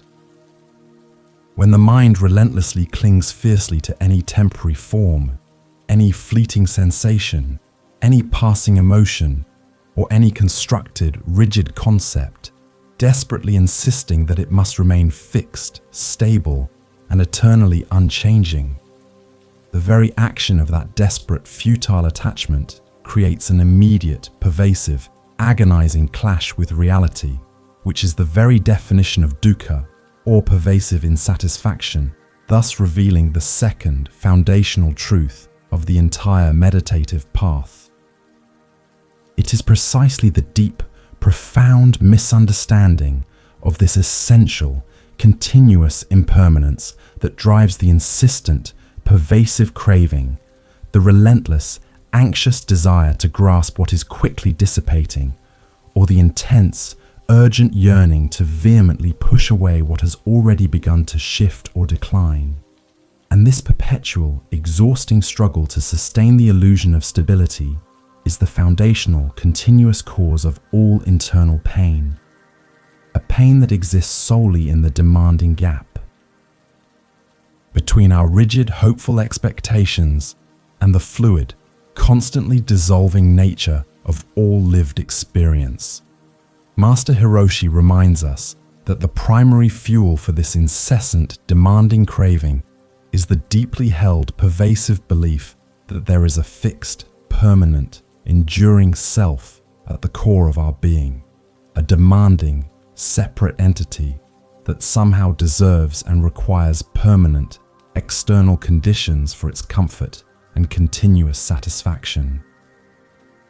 This is the precise critical moment where the liberating vast truth of anatta, or non-self, gracefully enters the meditative space, offering the profound, elegant solution to the circular, repetitive trap of attachment and suffering. For when the mind finally realizes, deeply and truly, that there is no fixed, isolated, separate, permanent I to protect, defend, or incessantly satisfy, the fundamental energy fueling the painful, grasping attachment immediately and completely dissolves into the surrounding silence. The profound understanding that the observer is just as fleeting and non-substantial as the constantly observed object breaks the entire exhausting cycle of striving, transforming the struggle against change into a peaceful, immediate acceptance of the vast, natural flow that is always already supportive and completely available. We now turn our focused, restful attention to the rhythmic, effortless beating of your deeply resting heart, observing closely how each powerful, necessary beat is entirely dependent upon the quiet, necessary pause that immediately follows it, realizing profoundly that the existence of the sound is utterly reliant upon the prior presence of the profound silence, and that the cessation of the outward contraction is utterly necessary for the possibility of the next life-sustaining expansion, illustrating the essential harmonious cycle of all existence. Feel how this constant, beautiful rise and fall is entirely impersonal, an automatic, natural phenomenon of the biological system, requiring absolutely no desperate personal intervention from the isolated self. And in this profound, quiet realization, the heavy, personal anxiety about control and continuity simply melts away like morning mist. The deep, unified insight is that these three fundamental marks are simply a single, continuous, elegant process of liberation. The honest, clear observation of impermanence completely breaks down the destructive illusion of stability. This necessary breakdown reveals the continuous, pervasive insatisfaction that arises directly from fighting against the flow. And this profound, unavoidable insatisfaction finally compels the tired mind to search for a deeper, more profound truth, eventually revealing the ultimate liberating truth of non-self, which entirely releases the anchor of suffering, allowing the quiet boat of consciousness to simply drift peacefully in the open sea of unconditioned reality, requiring no further navigation or strenuous, demanding effort. Master Hiroshi instructs us to use this newly harmonized understanding not as a complex, demanding doctrine to be analyzed, but as a subtle, pervasive lens through which we experience the remainder of this tranquil, contemplative night, observing gently how every passing thought, every subtle, fading sensation, and every lingering emotion is nothing more than a magnificent, transient reflection on the vast open surface of a deep, silent pond, possessing no inherent fixed substance or enduring power over the core of your unconditioned awareness. Allow the thoughts to simply arise and quickly dissipate naturally, accepting their fundamental emptiness, resting completely in the profound, boundless silence that remains undisturbed, unconditioned, and eternally present beneath the surface ripples of the temporary mind. The incredible deep relief that washes through your body now is the profound somatic manifestation of fully relinquishing the exhausting effort of resistance, the deep cellular rest that emerges when the physical system is no longer compelled to hold itself rigidly against the fundamental defining law of natural change. Realizing that the most powerful restorative surrender is not an act of defeat or failure, but a magnificent, profound return to the natural, supportive rhythm of the entire universe. There is nothing further left to brace against, nothing urgently left to save, and nothing truly left to fear, because the very nature of the fear-inducing phenomena is now clearly understood to be empty of inherent, fixed, lasting threat, dissolving into the welcoming dark. As we gently prepare for the final deep descent into profound, restorative, dreamless sleep, let the vast open space created by the harmonious understanding of these three marks envelop you completely, recognizing that this deep, encompassing openness is the profound, inherent freedom that resides entirely within the absence of fixed boundaries, a deep, silent sanctuary that is always entirely safe, completely untouched by the constant flowing drama of external events and internal shifting narratives. We simply rest now in the realization that what is permanent is the vast impermanence itself, and what is real is the profound, unconditional peace that arises from the complete acceptance of the great, soothing emptiness. May this profound, quiet realization anchor your consciousness deeply and completely in the present moment, preparing it gently for the final, effortless surrender into the vast, open void of restorative, unmanaged sleep, knowing that you are fully supported, completely safe, and entirely free from the exhausting burden of defining or sustaining a fixed, separate identity. Allowing the dark silence to absorb all remaining tension and all lingering thought with immense, unconditional compassion and unwavering deep peace resting in non-attachment. We arrive now at the quiet final harbor of this long, tranquil journey, the profound, essential moment of deep, full surrender, gently preparing our awareness to completely dissolve into the restorative, boundless ocean of unmanaged, dreamless sleep, turning our focused attention fully inward to the resting, heavy body, feeling its comforting, increasing weight sinking deeper and deeper into the supportive, soft surface beneath you. allowing the dark, immense pull of supportive gravity to anchor every cell, every muscle fiber, and every deeply resting organ into profound, unwavering stillness. Recognize this sensation of profound physical heaviness not as a constraint or a burden, but as a deep physical confirmation that the relentless internal effort of the entire day is now entirely and completely over, providing the essential, loving permission to release the final, tenacious grip of the active, striving, controlling mind, embracing the absolute necessity of non-doing. Let the final lingering activity of the discursive mind gently subside, observing any remaining stray thought, any final anxious concern, or any last persistent flicker of memory as a single, distant, diminishing ripple on the vast quiet surface of a magnificent lake, offering no resistance to its appearance but refusing entirely to engage in the tiring, intricate narrative it attempts to construct, simply allowing it to gently, naturally dissipate entirely into the immense dark silence from which it momentarily arose. Soften completely the subtle, often unconscious tension that attempts to control the steady flow of your breath, releasing the need to regulate, measure, or deepen its necessary rhythm, allowing the wise, innate intelligence of the physical body to effortlessly manage the process,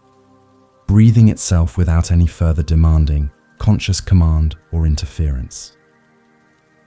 Now is the sacred, final moment to consciously release the persistent, subtle attachment to the very process of falling deeply asleep, the common, insidious mental resistance that desperately tries to force or demand the onset of sleep, which ironically serves only to delay the necessary arrival of the profound, natural rest. Instead, simply rest completely and effortlessly in the serene, quiet spaciousness of the present moment, embracing the absolute perfection of simply being awake, resting, and aware of the soothing darkness, knowing with deep, abiding certainty that the powerful mechanism of sleep will effortlessly and quietly take over the tired consciousness the very instant all striving and all demanding expectation are totally relinquished. May the profound liberating lessons of impermanence, insatisfaction, and non-self continue their quiet, transformative work deep within the restorative silence of your sleeping mind, gently reminding the consciousness that nothing requires fixed holding or desperate retention, offering a deep, quiet refuge that is completely unshakable and entirely independent of external circumstances or internal, fleeting states. If you found deep, comforting peace within the sanctuary of these quiet teachings, and wish profoundly to support the continuous creation of this tranquil, safe harbor for contemplation and deep rest, we gently and quietly invite you to subscribe to this peaceful channel, allowing this profound, quiet space to remain available and open for others who seek to find their own deep inner stillness. We extend our sincere, deep gratitude for joining us on this essential journey into the compassionate heart of Zen wisdom, embracing the understanding that the boundary between the internal and the external has entirely dissolved in this vast, open space of mutual supportive presence, realizing that your quiet, restful awareness contributes immensely to the universal peace and the collective, gentle healing of all beings. We send now a powerful, expansive blessing of boundless, pure loving kindness, metta, to all living things, near and far, known and unknown, wishing complete ease, profound freedom from suffering, and deep, restorative peace to every single being, as they too settle deeply into the soft, comforting darkness of this sleeping night. Allow the final, conscious thread of awareness to become infinitely fine, infinitely delicate, and entirely weightless, surrendering completely the final lingering barrier between the resting mind and the vast, open, dark stillness of the encompassing universe, realizing that the immense comforting darkness that surrounds you is the same profound, supportive darkness that resides at the very center of your own deepest, most peaceful being, a boundless space that holds all potential and demands absolutely nothing in return for its continuous, unconditional support and immense comfort. Sink gracefully, fully, and completely.